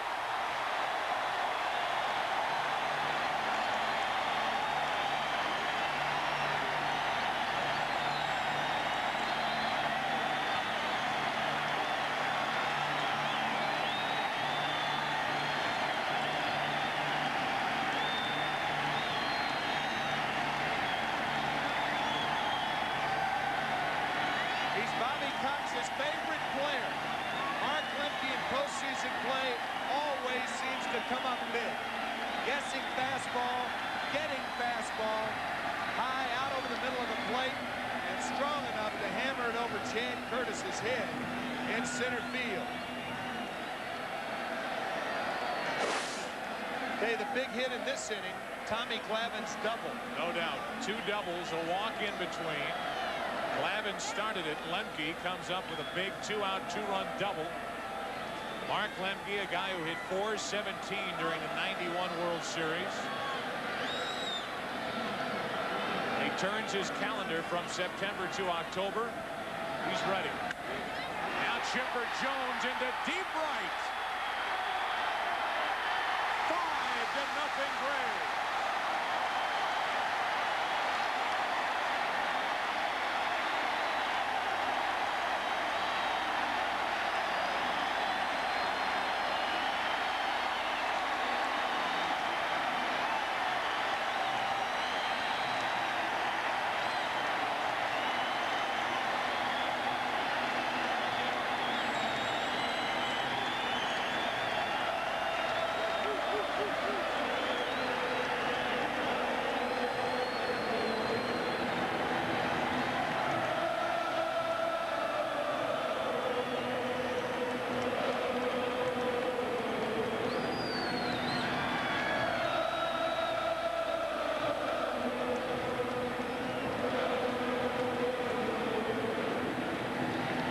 It's a familiar look for Chipper Jones. He's done it 31 times this year.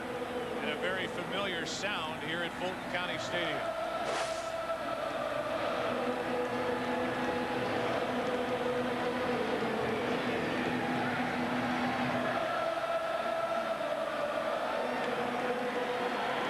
With that swing by Chipper Jones, the Braves will wave bye-bye to Hideo Nomo and quite possibly the Dodgers in this divisional playoff.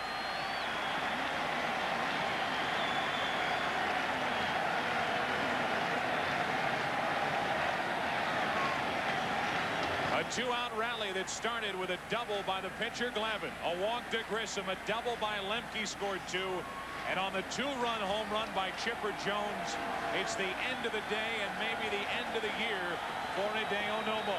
He heads out. Guthrie coming in. Braves by 5.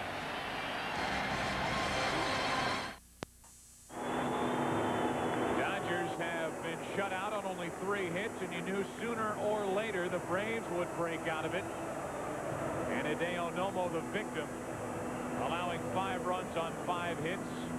And a 2-out rally KOs him here in the 4th. 2-out rally started by a double by Tommy Glavine. Mark Guthrie, the left-hander on the mound, 2 and 3 on the year, 66 appearances in there for Nomo. He deals with McGriff and deals him ball 1. 2 doubles, a walk, and a home run in the inning after the first 2 were retired by Nomo.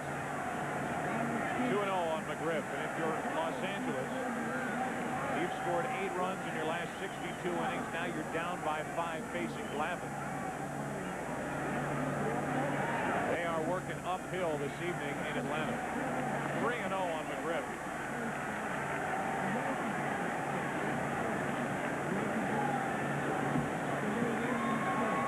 Two-out rallies for the Braves here this afternoon. 3-0 to McGriff. Now to walk from Guthrie.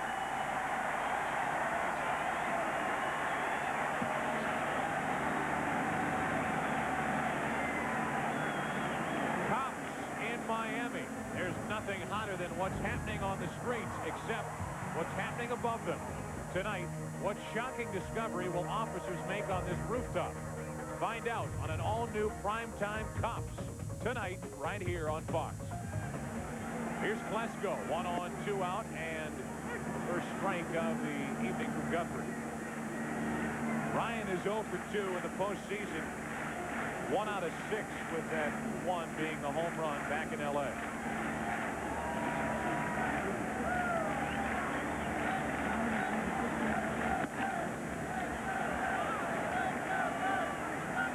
Braves have hit 5 home runs in this series by 5 different players. Jones, McGriff, Klesko, Dye, Jermaine Dye, and Javier Lopez. 1 on, 2 out.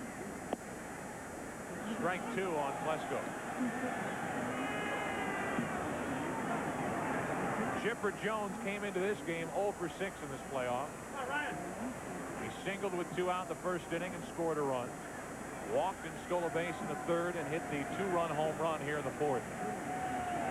McGriff running. Klesko strikes out. The inning is over. And Guthrie just catches the throw from Piazza, which gets a smile from Mike, even on a very frustrating afternoon in Atlanta. We head into inning number 5. That's the key number. World champs lead by 5. With the sun setting in Atlanta and on the Dodgers, we get into the 5th inning. A 5-0 Brave lead, and Gagne looks at ball 1. It'll be Gagne, Castro, and then a pinch hitter here in the 5th inning. Gagne so far 0 for 1, a strikeout victim his first time. 1-1. The Dodgers have not come back from a 5-run or more deficit this year. The largest deficit Bill Russell and the Dodgers have come back from, 4 runs in Chicago on June 18th. The one thing about Tommy Glavine right now, he can afford to be in the fatter part of the strike zone as we take a look at the owner of the Dodgers, Peter O'Malley, seeing perhaps his team lose their 6th straight postseason game. 3 and out against Cincinnati last year in the divisional playoff, and 2 and trailing by 5 this year. And you can say what you want about the differences between 1996 and 95, but there is one very big similarity. 3 and 2 on Gagne. They didn't score runs last year. They went 3 games, scored only 7 runs. Here they are so far, 3 games, this being the 3rd. They've scored 1 earned run, 3 runs total. Gagne with a count of 3 and 2, strikes out, and a good start for Glavine here in the 5th. Strikeout number 6.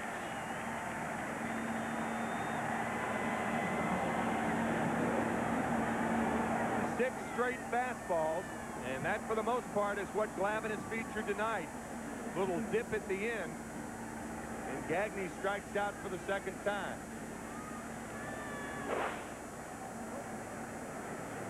Bill Bartholomew,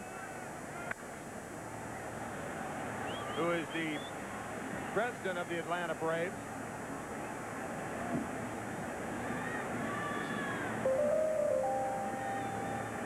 Dan Caston, John Sherholtz, the general manager, Bobby Cox.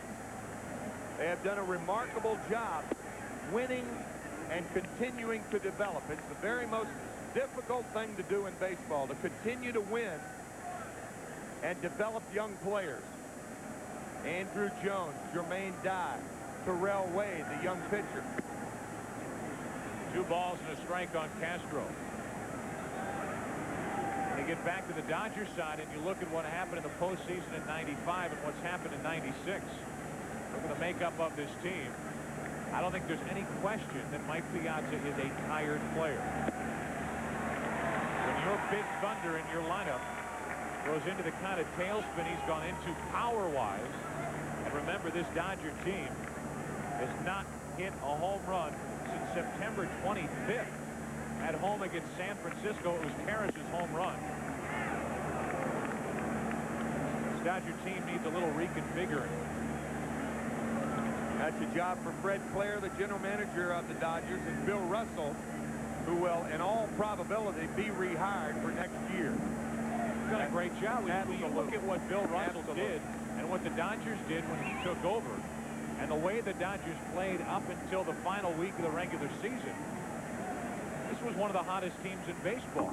It just ran out of gas.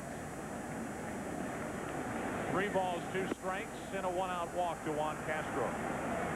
3rd walk issued by Glavine. There's a big part of it as well. When you lose a guy like Brett Butler, who had the bout with cancer, then came back, then the broken hand, and you struggle to find somebody at the top of this lineup, somebody to get on base ahead of Piazza, Karras, and Mondesi, then you're taking away a big weapon. When Brett Butler went down, the Dodgers employed 5 different leadoff batters over the last half of the season. Dave Clark will pinch hit. It's just great to see Brett Butler looking healthy, back in a uniform, lives in this area. Got a nice reception before the game. 1 on, 1 out.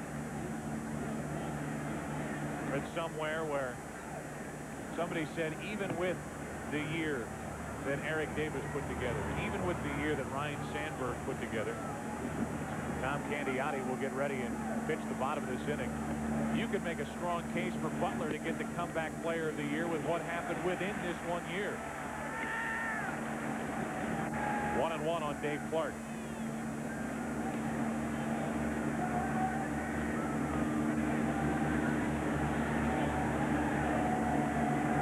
This Dodger team down 2 games to none, 5-0 in this game. Clark able to check his swing and the count 2 balls and a strike. Dodgers need something shocking to happen. This pitch low from Glavine. 2 balls and a strike to Clark. They need a 2-run homer, a 3-run homer to shock them out of that sedation. I'll tell you that pitching, good pitching, can sedate an offense. Doesn't get any better than what you have here in Atlanta. 2 balls, 2 strikes. You know, coming in at the end of the regular season, the Dodgers actually had the league's best ERA. But their bullpen had a lot to do with that. The Braves' rotation, not only with ability, but postseason experience, still has to get the nod over any pitching staff in baseball. Clark took strike 3. 2 out, 1 on, 5th inning. We go back to Hollywood and Chip Caray.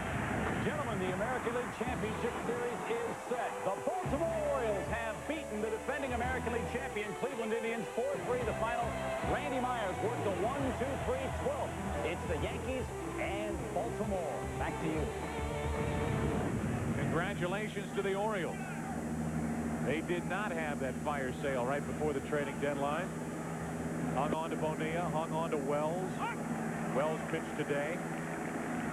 Alomar continues to play, and he continues to produce. And they are headed to the American League Championship Series for a date with Joe Torre and the Yankees. A team against whom they lost their last 6 of 7 meetings, including a 4-game sweep in late July in Baltimore. Pair of strikeouts in the inning for Glavine. A walk in between. 1 on, 2 out. The batter is Curtis. Chad, a 1-ball, 1-strike count. That should end the inning. Lemke is there. Has a tough time with pop-ups, but he stays with it. The inning comes to a close. We are halfway through it in Atlanta. Braves trying to wrap up this division playoff with the Dodgers. They lead 5-0. Fox Sports coverage of Major League Baseball's Division Series is brought to you by Aflac, insuring over 40 million people worldwide. By Visa, it's everywhere you want to be. By the Norelco Reflex Action Razor, anything closer could be too close for comfort. And by Genuine Chevrolet, the cars more Americans trust. We get ready for the bottom of the 5th inning here in Atlanta. Tomorrow on America's favorite pregame show, Terry, Howie, JB, and Ronnie go around the league and look at some of the NFL's best and worst quarterbacks. It's Fox NFL Sunday beginning at noon Eastern, 9 a.m. Pacific. Check local listings. Looks like they're going to pick on old Trent Dilfer. Say best, there's Brett Favre. He pops up. Say worst, there's Trent. He's had a rough start for the Buccaneers. Tony Dungy has had a rough start in Tampa Bay. Tom Candiotti takes over the knuckleballer for the year 9-11. Big ERA. Pitching in relief, Lopez gives us a souvenir just below the booth. Count 0-2. Nomo started, went 3 2/3 innings, Guthrie 1/3 of an inning. Now Lopez facing Candiotti.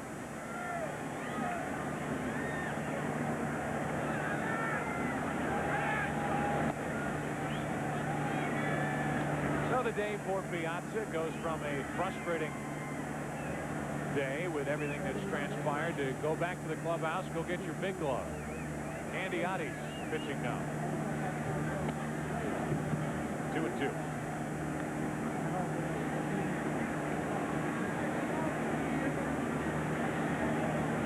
Knuckleball is a misnomer. It's actually thrown with the fingertips.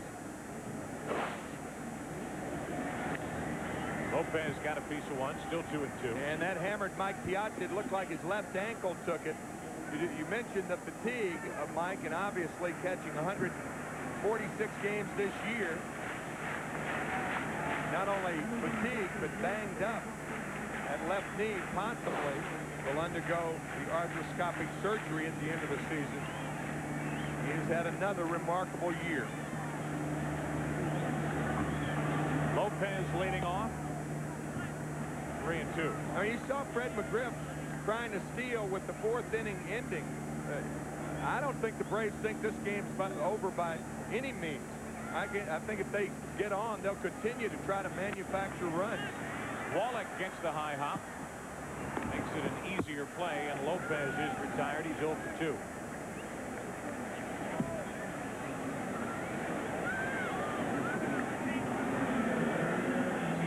Olympic flame is out here in Atlanta.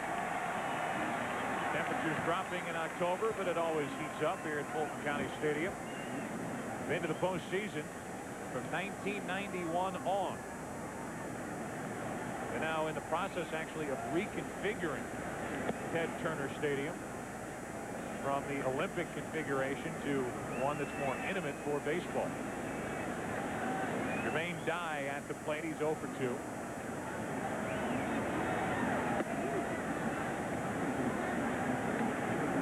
What they're doing with the new stadium, knocking down the farthest walls from what will be the home plate area, which is the left-hand side of your screen.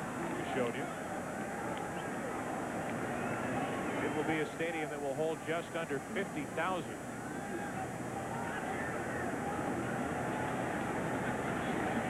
And it will open up and actually look toward Fulton County Stadium and eventually look toward downtown Atlanta. And it should be ready by the start of the 1997 season.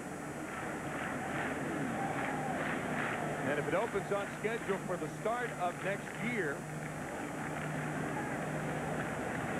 2-2 to die. 2 out and a good start to the inning for Candiotti. That nasty knuckleball dancing around there by Tom Candiotti.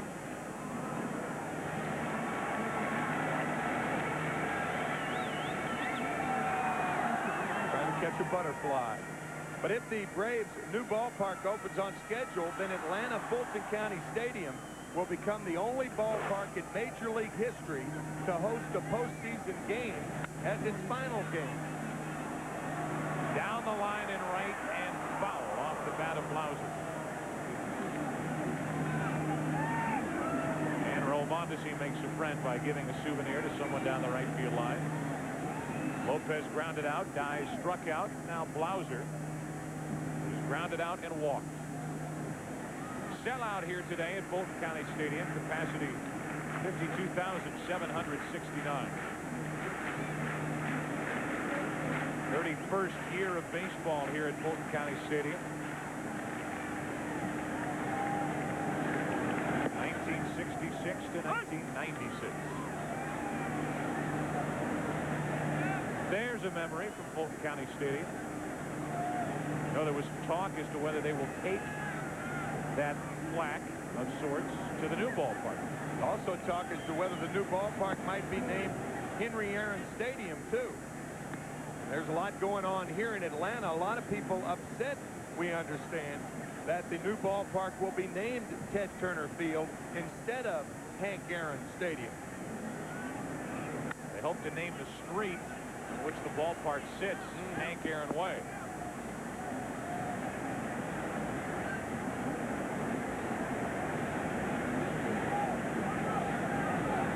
Blauser up with 2 out, nobody on here in the 5th inning.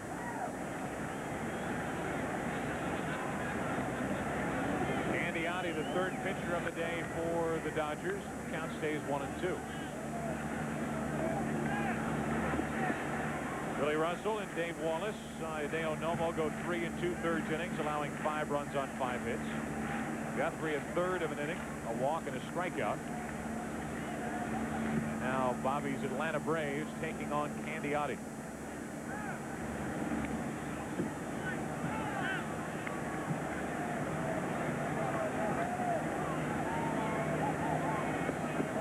Blauser trying to keep this inning alive for Tom Glavine, who had the biggest at bat of the day so far.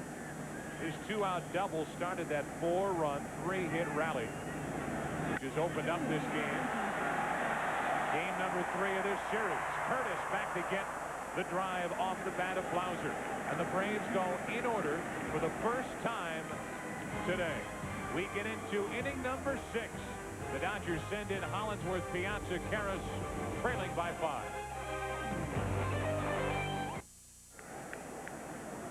Top of the 6th inning. Tom Glavine back to work. 5-0. Atlanta out in front, trying to wrap up this division playoff with the Dodgers. Hollinsworth leads it off. Division series の3戦目 5-0. Doesn't sound like Joe Buck to me. I don't think so. I do not think so. I believe that was the NHK Japanese broadcast leading over onto our Fox Air. Tom Hollinsworth. A lot of time to fill for those folks. Hideo Nomo starting this game. Lasting only 3 2/3 innings. There they are. From NHK, that's the Japanese network. I understand 40 to 50 million people were tuned in at 5 a.m. to hear the broadcast. Think any sets went off when Hideo left in the 4th inning? By the way, that's not Turner Broadcasting System. That's Tokyo Broadcasting System. Hello. 現在5-0、アトランタ5点のリード、東京ブロードキャスティング、ターナーブロードキャスティングシステムというのがアメリカにもあります。そのターナーさんというのはこのアトランタブレーブスのオーナーなんですけれども、私たちが TBS と言いますと、ターナーの TBS かとよく聞かれます。I think I heard him identify the Tokyo broadcasting system. Give him a little pop. What the heck? I think he was promoting the football pregame for tomorrow. On Fox. JB, Terry, Howie, Ronnie. Well, when Nomo left the game, there were more TV sets turned off since Godzilla got caught in the power lines. They turned off the sets, went back to bed.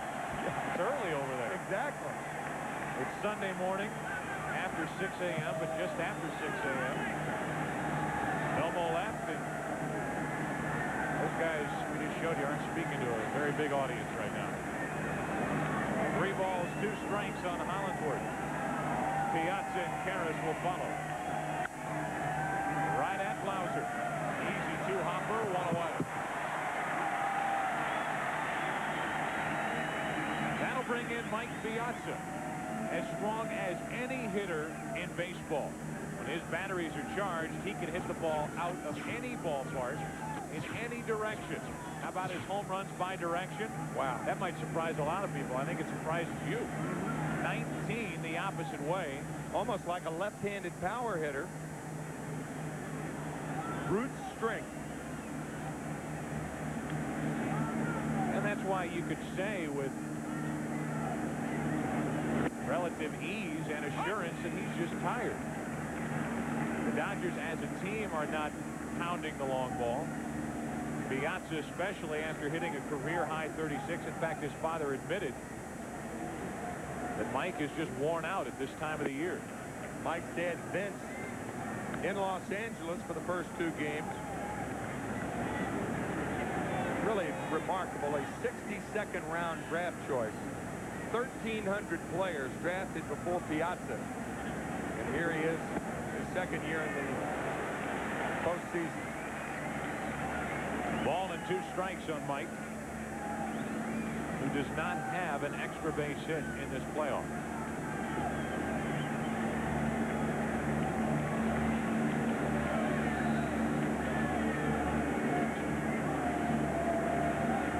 One out, nobody on, a ball and 2 strikes, and Piazza wants time.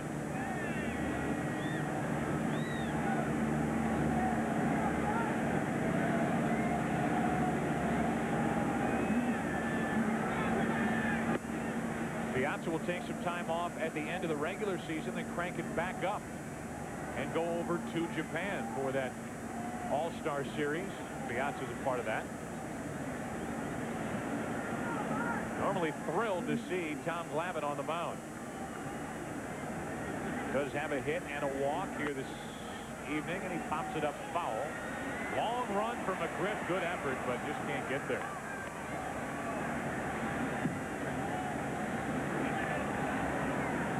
Pitcher like Tommy Glavine plays on the aggressiveness of the hitter.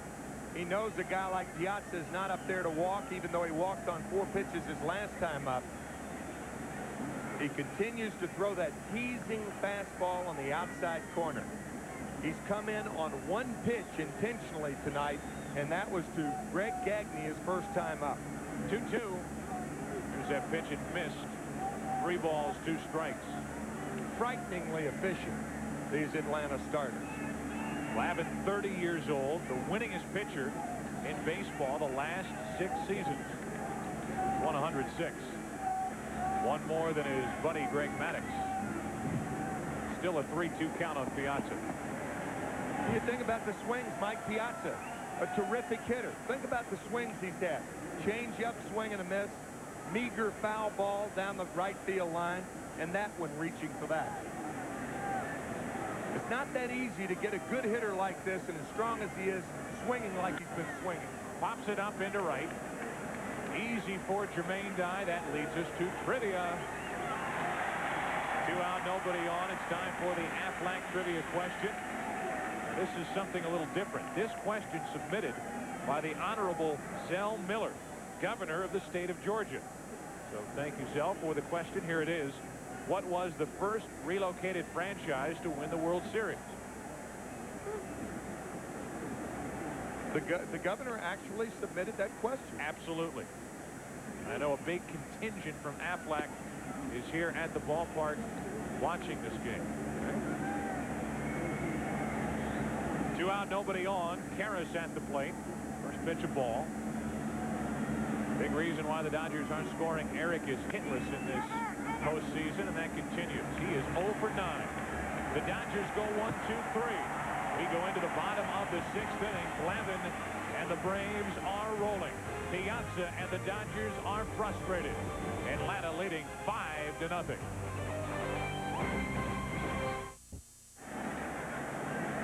Bottom of the 6th inning. Braves bat. Glavine will lead it off. Our Aflac trivia question. There it is. How about our Aflac trivia answer? I think Milwaukee Braves. You got it. The reason I said that was the governor of Georgia gave the question, so it had to be something to do with the Braves, right? Yeah, I was kind of thinking along those lines as well. Something about the home of the Braves. Braves were in Boston from 1901 to 1952, won a world championship in 1914. And the one we showed you in Milwaukee. They were in Milwaukee from 53 to 65. They beat the Yankees in 1957. Glavine pops up. Since they've been in Atlanta, 1966 to the present day, won their world championship in 1995, beating Cleveland 4-2. Millie Glavine have to be enjoying this. Down from Massachusetts, every reason to be proud of their son. Not only for the way he's pitched, but that big double with 2 out and nobody on that opened the way for 4 runs in the 4th inning. Here's Grissom. Still only 1 hit in this playoff. See how they rule that. Most likely an error on Wallach. Stayed down on Wallach. It didn't come up, but it shot under his glove. Glavine pops up, and now Grissom on with 1 out.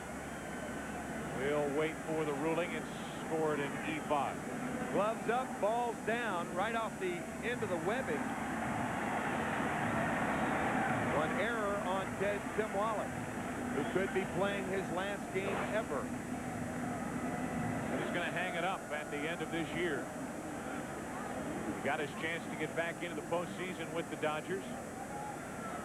Signed July 25th after being released from the Angels. What a debut he had this season with the Dodgers. Hit a grand slam in his first game back, beating Cincinnati. Here's Lemke. 1 on the error, 1 out. Here in the 6th inning, Braves up 5-0. Joe, we talk about the eerie efficiency of the Atlanta starters. What about the efficiency of Bobby Cox? You know, a guy who does not get the credit that he so richly deserves. Yeah, I was going to say, he is rarely talked about for manager of the year. People just assume that this Braves club runs itself. But Bobby Cox in that Atlanta dugout, I don't know if it gets any better than that. The only time Bobby Cox is talked about is when things aren't going well or when the Braves are in a funk.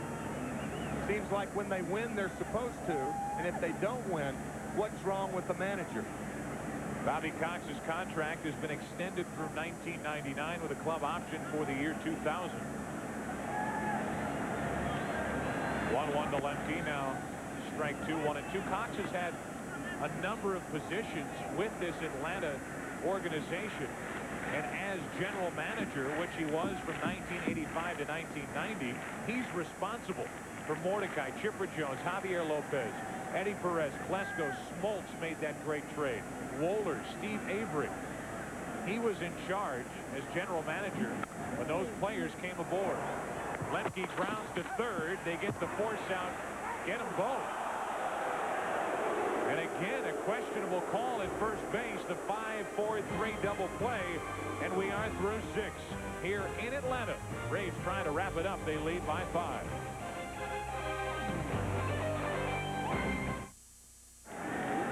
Bottom of the 6th inning came to a close on a double play that I think shocked both of us. Looked like Lemke was safe, and the pictures show it. Bang, bang play.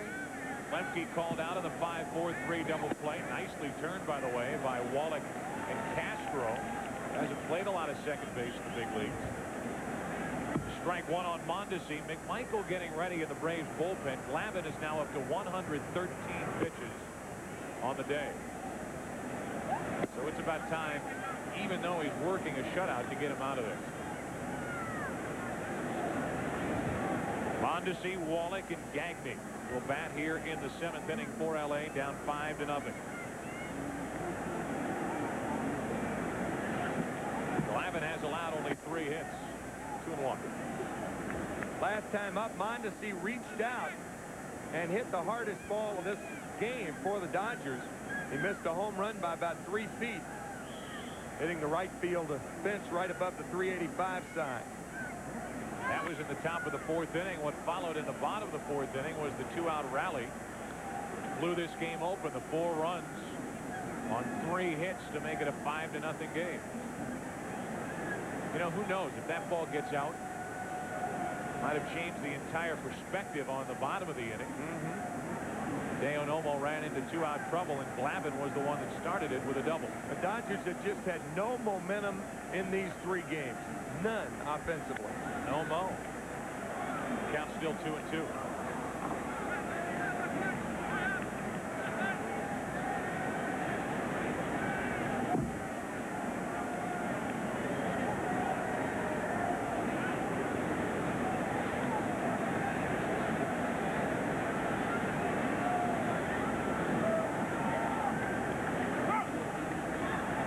Well, we already know the pairing for the American League Championship Series. It will be the Yankees. Congratulations to New York. They took care of Texas. What a great series by Juan Gonzalez, and right there with him, Bernie Williams. They will take on the Orioles. Mondesi can fly. Good play by Jones. 1 away. We have not been apprised, by the way, who the MVP was, as you see Jane Fonda and Ted Turner. But the MVP of the American League Divisional Series between the Yankees and the Rangers. But even though the Rangers just won 1 game, my pick would be Juan Gonzalez, who had 5 home runs in those 4 games. I agree with you. I agree with you 100%. Bernie Williams, a close second. Here's Wallach, a swinging bunt. Glavine knocks it away. That is strike 1 on Wallach. Tonight on NBC, it's game number 3 of the divisional playoff between St. Louis and San Diego. St. Louis holding a 2-0 lead with regard to games in that series. That is coming up tonight on NBC, 7:30 Eastern, 4:30 p.m. Pacific. The Padres now forced to sweep to advance. The only time the Padres were in a league championship series back in '84, they won 3 in a row at Jack Murphy Stadium against the Cubs. Donovan Osborne is on the mound tonight for St. Louis. Andy Ashby is pitching for San Diego. If the Padres win, and there is a game 4, we, meaning Fox, will bring you that game tomorrow night. That is, if in fact this lead holds up here. Glavine stabs that one. And Wallach, an easy second out.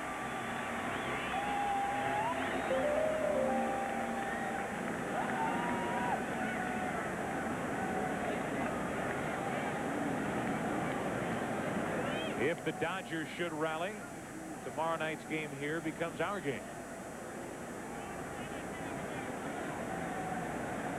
But the Dodgers down 5-0, and Glavine showing no signs of slowing down.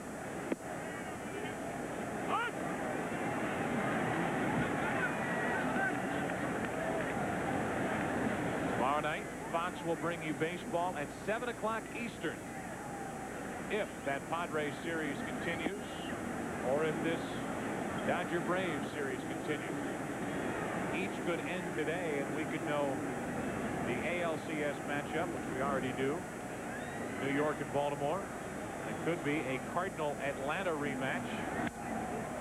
Those 2 teams met in the NLCS back in '82. Little bloop base hit for Gagne, and he is on with 2 out here in the 7th inning. You know who is managing the Atlanta Braves when They took on Whitey Herzog's St. Louis Cardinals back in 1982. Joe Torre losing 3 in a row to Whitey Herzog and his Cardinals, and then the Cardinals went on to beat the Milwaukee Brewers in 7 games. Atlanta fans look back on that NLCS and look at the weather. They had a big lead in game number 1, and then it was washed away. Bill Niekro was the pitcher. Cardinals came back in 1-3, moved on. And as you say, a very good 7-game series with the Milwaukee Brewers. A big part of that team, Willie McGee. He's back with the Cardinals. Ozzie Smith, a big part of that team. Here's Castro shooting one into left center field. Will the Dodgers crack the scoreboard? Here comes Gagne. The throw too late, and it's a 5-1 game. An RBI double by Castro, and the Dodgers trail by 4.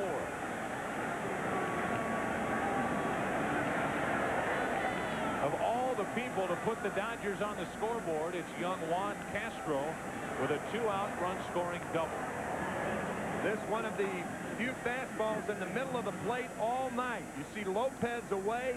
The ball was up, out over the plate, and Castro spanks it in the left center field, and that could be all for Tommy Glavine. Tell you, before that fat fastball, Tommy, like one of Father Flanagan's boys, he was living on the corners all night long. What a job.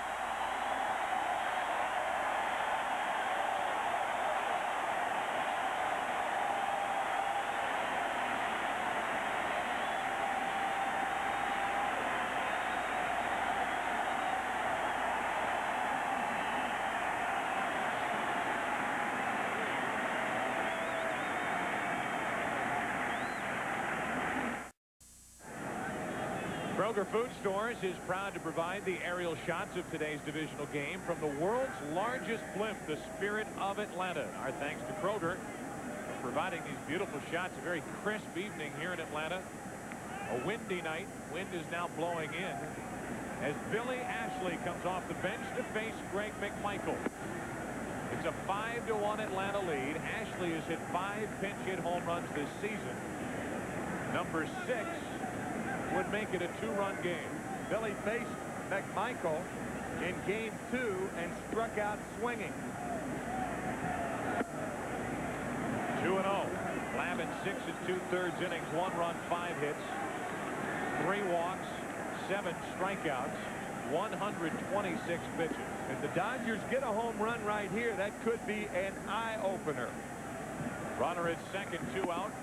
There's a strike from McMichael, 2-1. Got that a 4-run lead, and he throws him a 2-0 changeup on the corner. That's Greg McMichael's best pitch, and if you're Ashley, probably should be looking for the straight change. Castro, a 2-out RBI double. He's at second. Ashley comes up empty, 2-2.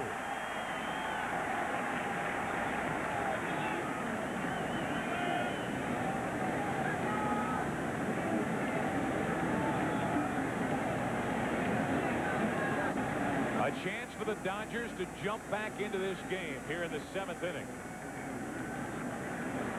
Castro at second, 2 out. Struck him out looking.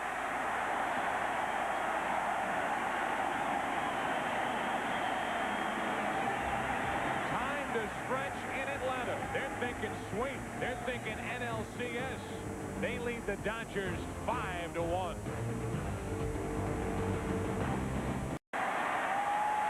Everybody's had a good stretch. We get ready for the bottom of the 7th inning. Scott Radinsky is the new pitcher for the Dodgers. If LA's season comes to a close today, it'll come at a good time for his hat. The thing has had it. A record of 5-1, a very good ERA. He can pitch, and he's had a good first year with the Dodgers. There's a strike on Chipper Jones. 2 out of 8 in this series, but a big cave today. He came in hitless. A single, a walk, and a stolen base, and a home run. This home run chased Nomo back in the 4th. Yeah, I think Scott will start with a new hat next year. I would imagine whoever lockers next to him will hope he starts with a fresh hat. Yeah, that's an old hat right there. That hat's seen some miles. That's almost like John Wetland's hat of the Yankees. Hey, superstition. That's what it is. Get a lucky hat. Wetland's had a great year. Don't change the hat.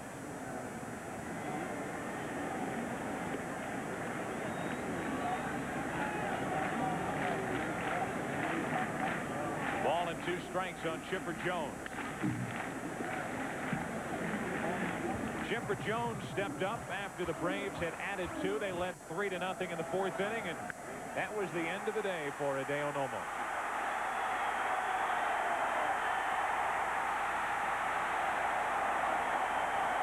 For Chipper, his 4th postseason home run. 3 last year, 2 in the divisional playoff with Colorado. There he is. He'll have to rest up if the Braves win today. Wouldn't it figure? That guy's got a clean hat on. He should have Radinsky's hat on. He should. Yeah. Jones strikes out looking for the first out here in the 7th inning.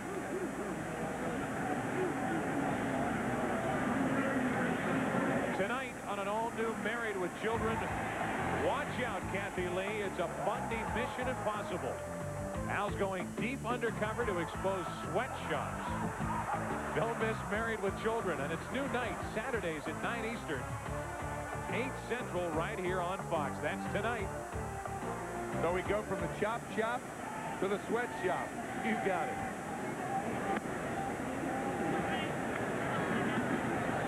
Here's Fred McGriff. Perfect night for Fred, and it's turned into night here in Atlanta. A double for an RBI and a pair of walks. Up the middle, tough play Gagne. Good play Gagne, 2 out. Wonder if Greg Gagne will be back in a Dodger uniform next year. I think so. He said it's either LA or Boston. He would like to play back at home in Boston if they will have him. I think he's leaning toward going back to the American League. I was under the impression that he signed a 2-year deal. Was it just a 1-year deal? It was a 1-year deal. Is that right? From the Massachusetts area, 2 World Series to his credit. 2 World Series winners in '87 and '91 with Tom Kelly's Minnesota Twins. Matter of fact, the Twins beating the Atlanta Braves in 1991. That was the year when every game was won by the home team. Minnesota won the first 2 games at the Metrodome. The Braves won 3 games here. And the Twins finished them off 4-3, winning the last 2 games in Minneapolis. 2-1 on Klesko with 2 out, nobody on. Good first inning for Radinsky.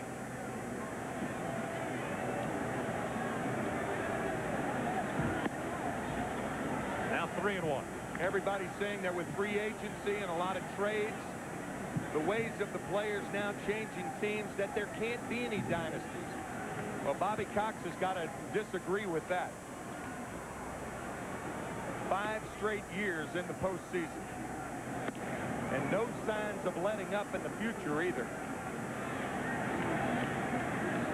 In '91, they beat Pittsburgh in the NLCS 4-3. 92, they beat Pittsburgh 4-3. 93, they lost to Philadelphia. 94, there was no postseason. Last year, they beat Cincinnati 4 straight. Klesko comes up empty. You never know, looking at his base, that after 7, the Braves lead by 4. We are ready for the 8th inning here in Atlanta. Atlanta out in front 5-1. Our Mitsubishi playoff fact. National League Division Series, LA and Atlanta. Braves lead the series 2-0. Game 4 is Sunday here in Atlanta if necessary. St. Louis and San Diego. Cardinals out in front 2-0. Game 3 is tonight in San Diego. And again, if that series continues to a Game 4, we'll see it tomorrow night here on Fox, 7 Eastern. if this series produces a Game 4, you'll see that game tomorrow night here on Fox. Here is Wayne Kirby pinch hitting for Chad Curtis. The count 2-0 from McMichael. Kirby batting for Curtis, who is 0 for 2 with a walk. If this series continues tomorrow night, you'll see a minor miracle, too. The way the Dodgers have been swinging the bats and the way the Atlanta arms have been so productive throughout this series. They are making it look easy, Joe, and it's not as easy as Atlanta is making it look. Everybody who's ever played the game, been around the game for a long time, knows that. There's a strike, and it's 3-1 on Kirby. 8th inning, 5-1 Atlanta. Mike Piazza does not have an extra base hit in this series, and the only RBI today is off the bat of Juan Castro. A leadoff walk, a good start for the Dodgers as McMichael puts the leadoff man on base here in the 8th. So McMichael, who came on to strike out Billy Ashley last inning, issues the leadoff walk. Last month of the season, people started to raise questions about this Braves bullpen. They now have Wohlers and Vilecki getting ready down the right field line. But the fact remains that when you have a starting rotation that features Smoltz, Maddox, Glavine, Nagel, Avery, whomever, you're not going to see a lot of the bullpen. Talking about middle innings, those guys can get the game to McMichael and to Wohlers. And some murmurings here in Fulton County Stadium. Greg McMichael, normally impeccable control. Chipper Jones joining Javier Lopez.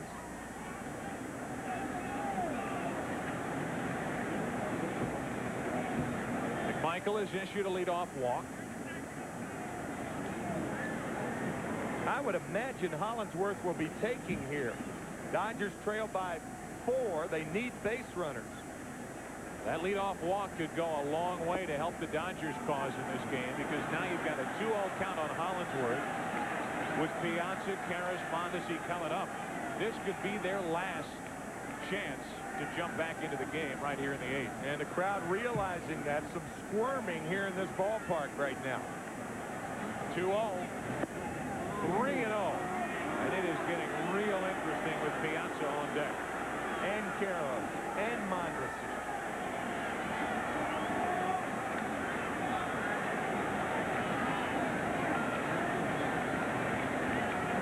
McMichael in trouble. A leadoff walk to Kirby.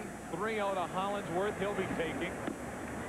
Caught the corner. Nothing is straight out of the hand of McMichael. 3-1. Well, that's an interesting point, Joe, because now if Hollingsworth does get a pitch to hit, it's going to be a predictable pitch because McMichael's struggling so. This is going to be a fastball right down the pipe. Hollingsworth comes up empty, full count. And he swings at ball 4. So Todd Hollingsworth helping McMichael out here. Instead of 2 on and no outs, it's 3-2 to Hollingsworth. Well, McMichael catches a break. Hollingsworth catches one and lines it to right. Kirby heads to third. Hollingsworth to second. He is safe with a double, and it's second and third, nobody out. And Bill Russell breathing a sigh of relief. You have to make sure if you're going to get a double in that situation. Now Bobby Cox faced with a situation where he may elect to bring a stopper in the game. This ball a rocket down the right field line. Fine play by Jermaine Dye to make it close at second.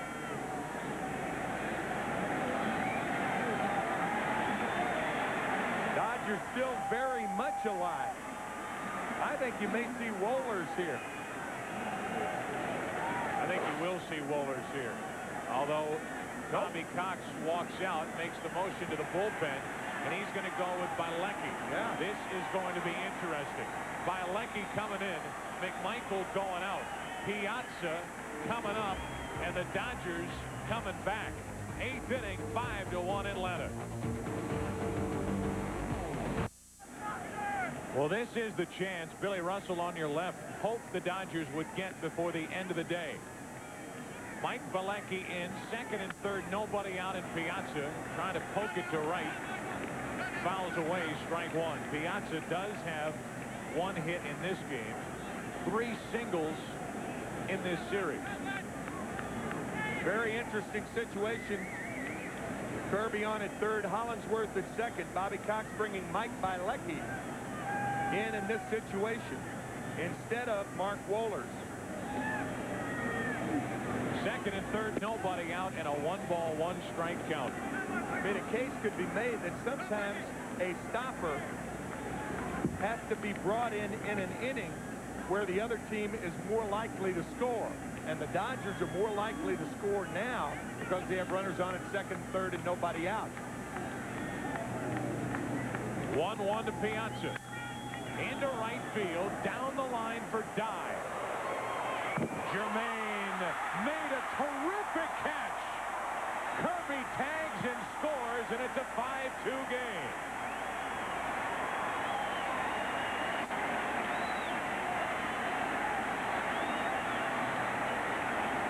There is not a lot of room between the right field foul line and the stands, and Jermaine Dye runs out of room but makes the play using his left foot for support. Terrific play by Dye, and the Braves really wanted that out. If that were a tie game, you might not want him to catch that ball. But that out is big. Absolutely. Getting Piazza the first out of the inning. Now a runner at third as both runners tagged in advance. Kirby tagged and scored. Hollingsworth went to third, and now Karras 0 for 9 during the postseason. During the regular year, 34 home runs, 111 RBI. 1-ball, 1-strike.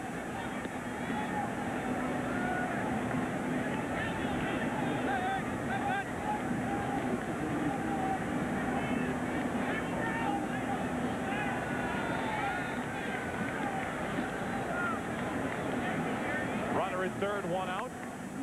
Good swing by Karras, but strike 2. Mike Bilecki, what a great story. He had quit baseball. He called his friend Kent Merker this spring, wondering whether there was availability in any major league camp. And Kent Merker, who's now with Cleveland, said, why not try Atlanta? He did, and here he is pitching in postseason. Still has a very good fastball to count 2-2. Mike kept himself in shape over the winter, but he had last year he had said, well, my major league career is over. He has had a terrific year for Bobby Cox. Runner at third, 1 out, and now a full count on Karras. Mondesi on deck, and if Karras can reach, Mondesi would be the tying run, and he's already narrowly missed a home run in this game. Hollingsworth, the only hit in this inning, a double. He's at third, 1 run in, 1 out.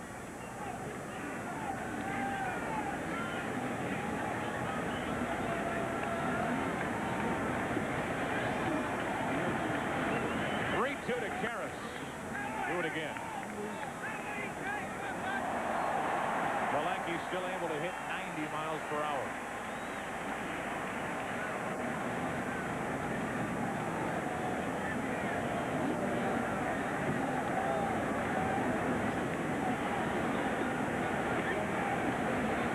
Runner at third, 1 out. And now Mondesi will step to the plate as the tying run. 2 walks and a double in the inning. 1 run is in, and it's 2 on, 1 out for Mondesi. I think you bring up an excellent point that even though Wohlers is the guy normally pitching in the 9th inning, racking up the saves, the save may come here in the 8th inning, even though it's not a statistical save. But this is the time you stop the other team. I mean, if Wohlers comes in and does the job, the Braves still have a 3-run lead in the 9th inning. Then you can either pitch Bilecki or stick with Wohlers. The hardest of the order trying to get it done against Atlanta here in the 8th inning. 2 on, 1 out, Mondesi. That caught the outside corner for a strike. If you're thinking of Wohlers and how many times he's worked more than 1 inning this year, he's done it 12 times. 12. Double play ball against the Braves out of this tough 8th inning. Mondesi, the tying run at the plate. Big swing, strike 2.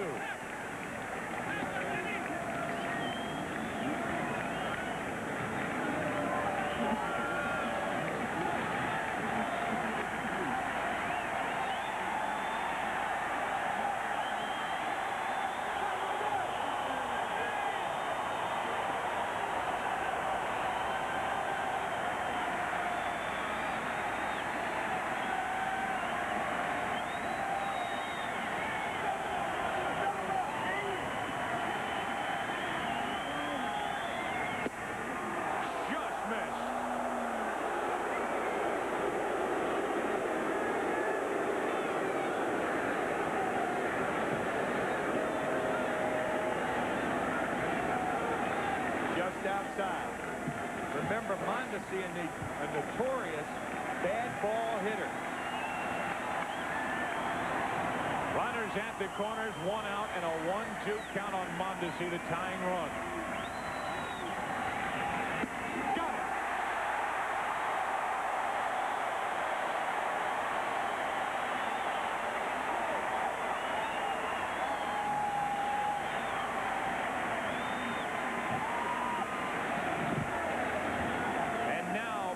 Cox will go to Wohlers. Bielecki comes in, gets Piazza, walks Karras, gets Mondesi, and now the tying run will be represented by Tim Wallach.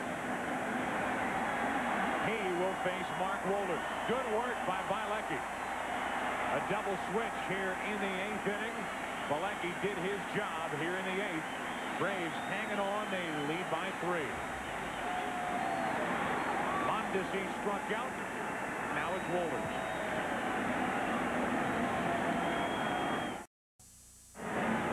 Beautiful night here in Atlanta. Braves thinking sweep, thinking National League Championship Series. They're up on the Dodgers, 2-0. We'd like to thank the Kroger Blimp, Spirit of Atlanta, for all the beautiful shots they have given us here this afternoon and this evening. Tomorrow on Fox NFL Sunday, Brett Favre and the Packers battle Curtis Conway and the Bears in a tough NFC Central matchup, plus exciting regional action. It all begins at noon Eastern, 9 a.m. Pacific. Check local listings for the game and time in your area right here on Fox National Football League. Here is Wohlers, first and third, 2 out. And he will deal with a tying run at the plate, Tim Wallach. Mark, with 39 saves on the regular season, a franchise record, 2 saves in the divisional playoffs, and I would be very surprised if he gives Tim Wallach one of 2 things: breaking balls or balls down in the strike zone. Tim Wallach's best chance to hit a home run are on balls down in the strike zone. As the double switch was made, Andrew Jones in the ball game, batting 9th in the order, and Ryan Plesko out of the game. With a pitcher batting in the 5 spot. And here is Wallach. Has not had any success against Wohlers. Runner at third is Hollingsworth. At first, it's Karras, 2 out. Tying run at the plate, Wallach. Got under it. That should end the inning. Grissom gives way to Andrew Jones. The rookie came up with it. Grissom looked at Blauser. Blauser looked at Grissom. In came Andrew Jones. In came Wohlers. Out go the Dodgers.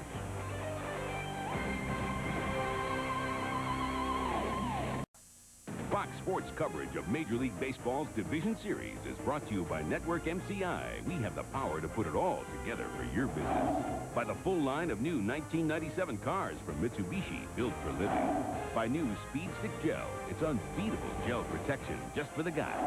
And by Alliance Capital, investing without the mystery.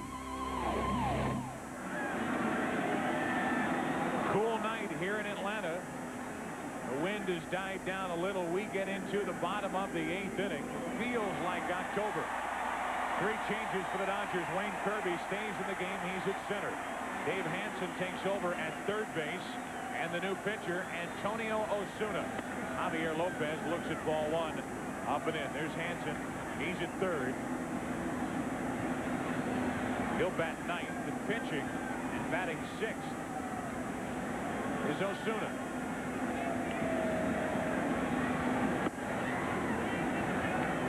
Two and 0 on Lopez. Antonio Osuna gave up what was the game-winning home run to Javier Lopez back on Wednesday in the 2-1 Atlanta win at Dodger Stadium. Came in the 10th inning, made Smoltz a winner and set up Wolders for his first of what he hopes will be 3 saves in this divisional playoff.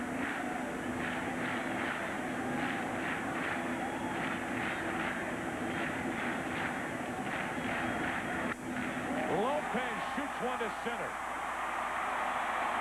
And he's on to start the 8th. That is a similar pitch on which he hit the home run on Wednesday afternoon. Fastball out over the plate. This Dodger bullpen has lost its last 4 opportunities to win a ball game. Valdez, the loser, on Thursday night. Before that, it was Osuna. Before that, the San Diego Padres series. 1 on, nobody out. The batter is dying, going to punt. Nobody can get there. Strike 1. That was a huge play, by the way, by Jermaine Dye on that catch of Mike Piazza. Defensive play of the game.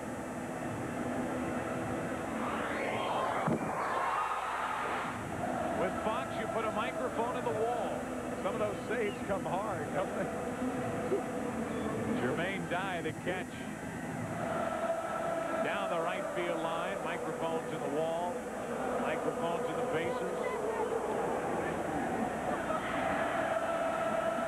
Jermaine Dye tried to take one out. Check on Lopez. Javi does not have a big lead. It's October in Atlanta. You'll hear that sound for the next week or 2.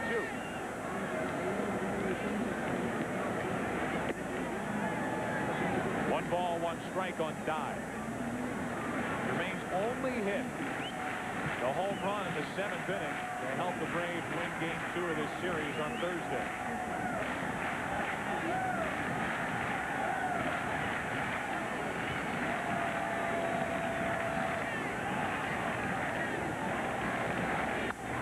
Dye fights one off into right.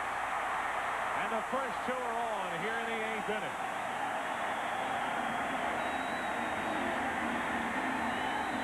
That's exactly what he did, too. That ball up and in. Probably a ball off the plate. And Jermaine Dye showing quick hands on a 96-mile-an-hour fastball. Lopez had to hold up to see if the ball was going to be caught by Castro. But things developing for another big inning for the Braves.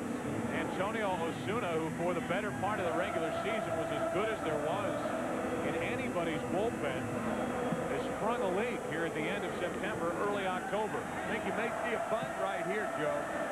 Lauser at the plate, 2 on, nobody out. Strike 1, and they have the runner caught. Lopez safe. Dye safe.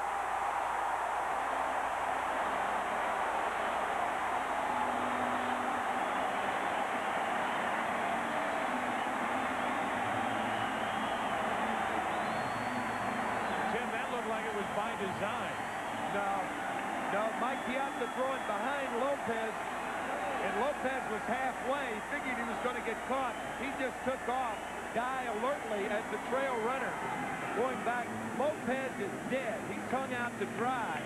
He figured, well, I might as well get a break to third. The tag was high by Hansen.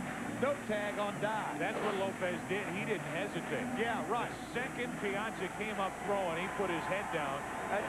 Just beat the tag. That's exactly right. He figured, I'm dead anyway. I might as well try to go to third. Hung out to dry, and it worked for the Braves. Everything working for Atlanta. Now second and third, nobody out. And a 1-ball, 1-strike count on Blauser. Even the Braves' mistakes worked in their favor. And that was a base-running mistake.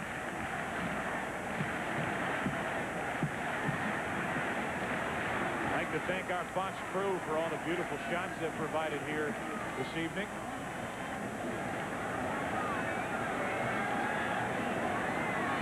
Dodgers trying to hang in. It's second and third, nobody out for Blauser. Good rip, strike 2.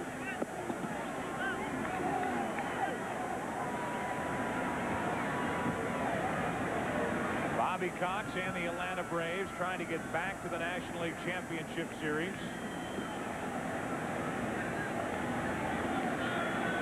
They were there last year and they swept the Cincinnati Reds. Second and third, nobody out, and a 2-2 count on Blauser. Remember, Andrew Jones is batting in the number 9 spot. He waits on deck. I think Lopez at third will make the ball go through, a ball hit on the ground. If there were one out, he would possibly come home. Osuna looking for the pop-up or the strikeout here.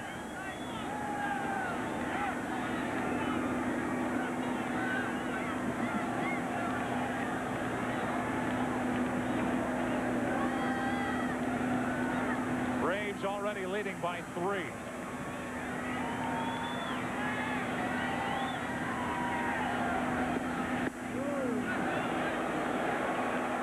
Full count on Blauser.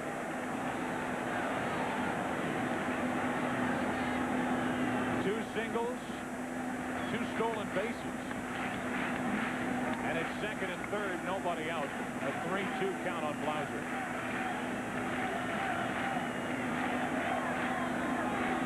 Lopez, the aggressive base running at third. Jermaine Dye at second. One away. A big strikeout for Antonio Osuna.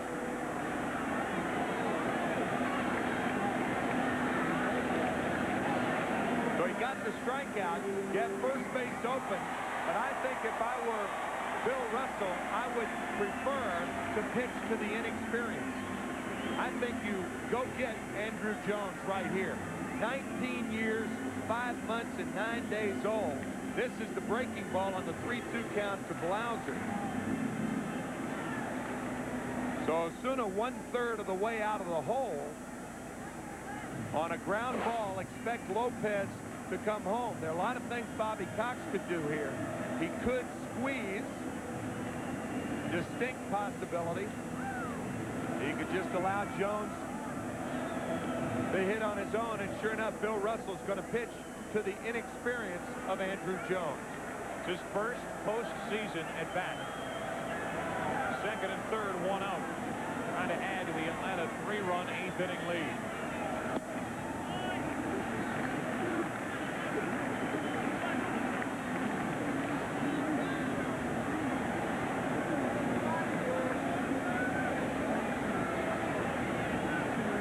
Andrew Jones made the climb, started the year single-A level. Double-A, triple-A, big leagues, postseason, 2-0.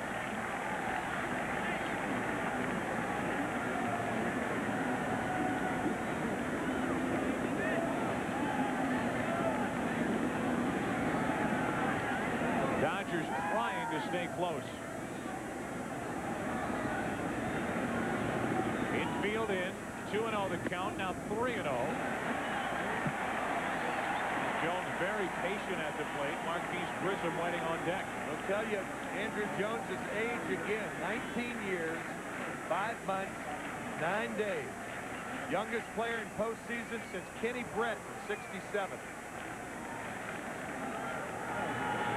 Right down the middle, 3-1. So you know Osuna's not pitching around him. 3 balls and a strike. Just missed with the first 3. Jones ought to get something to rip here.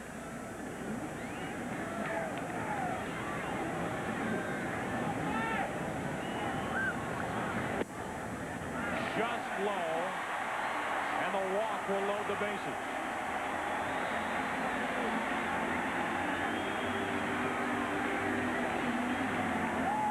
And that's going to be all for Antonio Osuna. They're going to go right to their closer.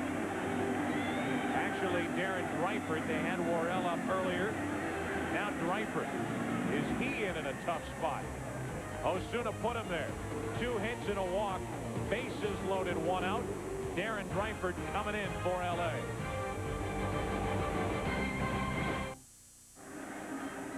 Remember, tonight, NBC will bring you the St. Louis Cardinals and the San Diego Padres as the Cardinals go for the sweep. It's game number 3 of that division series, 7:30 Eastern, 4:30 Pacific. NBC has it for you tonight. Now, Fox will have the game for you tomorrow night if that series goes 4 games. The Padres would have to win tonight for that to happen. And that hinges upon whether this series is over. Right now, as you look at the game summary, it's a 5-2 Atlanta lead, bottom of the 8th inning. Griffin RBI in the 1st inning. Lemke, a big 2-run double. Then the 2-run home run by Chipper Jones. But all that was possible because of a 2-out double by Tom Glavine, the pitcher. Dreifert on the mound for the Dodgers. The bases loaded, Atlanta. And here's Grissom. How hard does Darren Dreifert throw?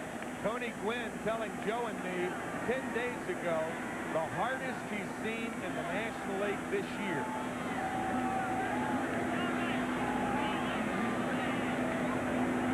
Bases loaded. Strike 1, 97 miles per hour.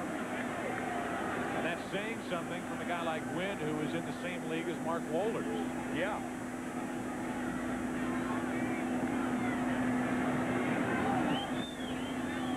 Bases loaded, 1 out. Grissom only 1 hit in this playoff with the Dodgers. Strike 2 and a blink. 98 miles per hour. You're talking about a guy who missed the season with reconstructive elbow surgery.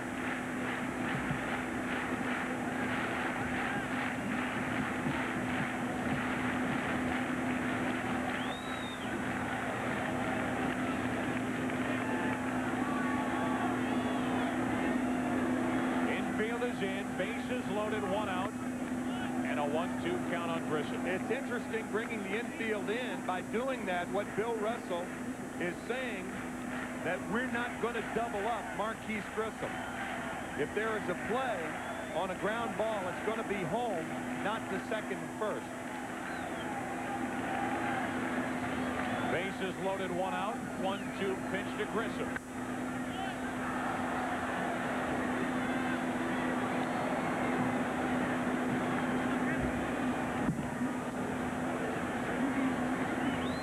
Lopez led off this inning with a hit, then a hit by Dye. A double steal as Lopez was caught wandering too far off second base. Lauser struck out, but a walk to Andrew Jones. Dodgers hanging by a thread. That gives you an idea of how hard Dreifert is throwing. Marquise Grissom, a pull hitter, 23 home runs this year. He knows the fastball's coming. He's fouled off 3 balls to the right. He cannot get around on the fastball. If he does get around, the fastball will be down in the strike zone.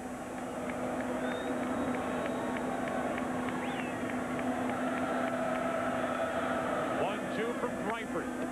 Caught. Double play, and the inning is over. Dreifert able to catch the line drive off the bat of Grissom. What a play.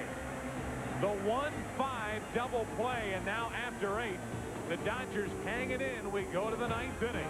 Wohlers back to work. Braves trying to wrap it up in 3. They lead by 3.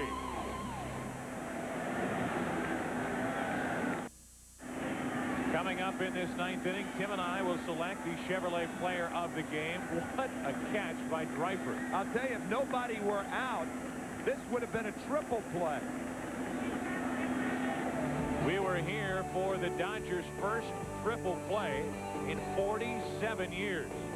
The batter was Chipper Jones. Grissom on second, Blauser on first, Castro the over-the-shoulder catch to the Shields to Karras, and the first one since 1949 right here at Fulton County Stadium. Gagne leads it off. We are in the ninth inning. Braves trying to sweep the Dodgers. They lead 5-2. Rafael Belliard takes over as short. And here in the ninth inning, it'll be Gagne, then Castro, then Hansen. I think Mark Wohler's left foot found a hole that possibly Osuna or Dreifert was stepping in. That happens occasionally. All pitchers, because of their size, Mark Wohler 6'4", he overextended and could have sprained an ankle then. He's all right, however. He's got a pretty big foundation with those big feet of him. Yep. That first pitch or the second pitch that Wohler threw Gagne, his left foot turned over just a bit. Gagne leading it off here in the ninth inning. Ahead on the count, 2 balls and a strike. Broke his bat to McGriff, and easy out. And Wohlers just sawed him off.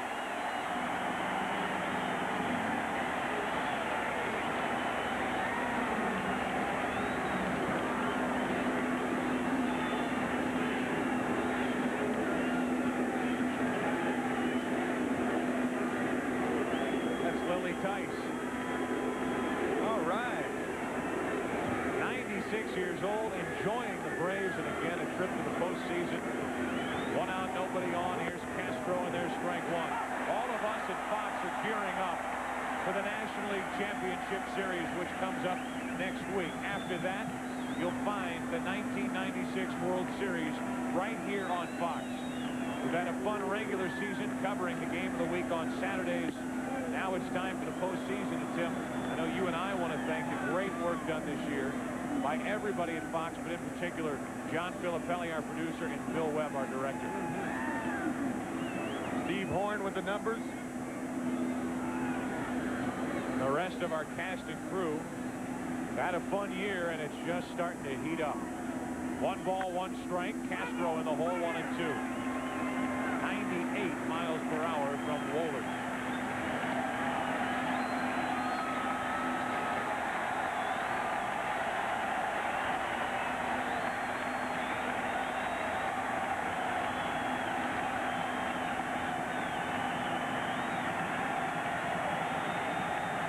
This Atlanta crowd wants out number 2 right here.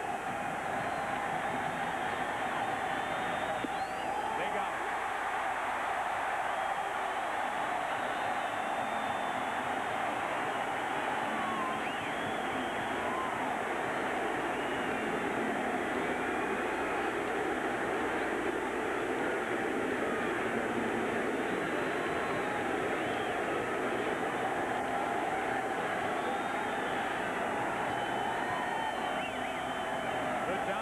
Down to their final out in 1996, and it's Dave Hansen digging in.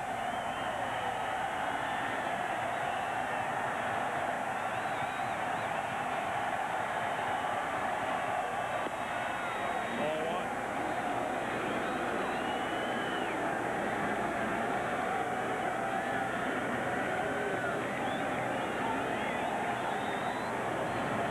Second at bat for Hansen in this series. 1 and 1.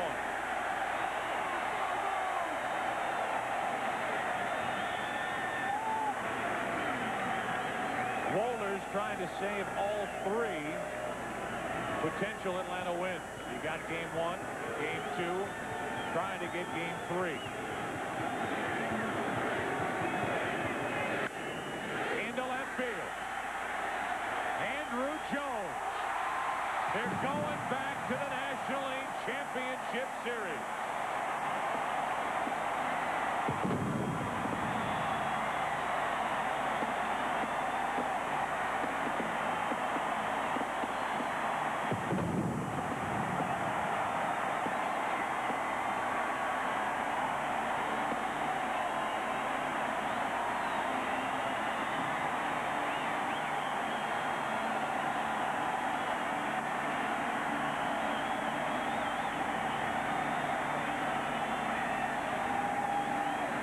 think this is a stronger Atlanta Braves team going to the League Championship Series than went last year. Last year, they wound up as world champions. Heavy favorites, I would think, to do the same thing this year. They went in 91. They went in 92. 93, they lost to Philadelphia. 94, there was no postseason. Last year, a sweep of Cincinnati, and in 1996, they'll await the winner of San Diego, St. Louis. That game is coming up on NBC tonight.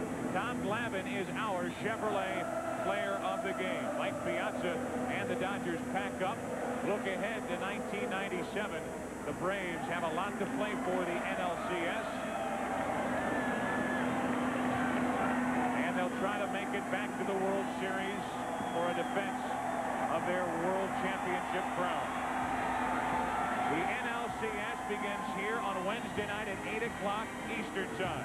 Atlanta against the winner of the St. Louis-San Diego series. The Braves are going back.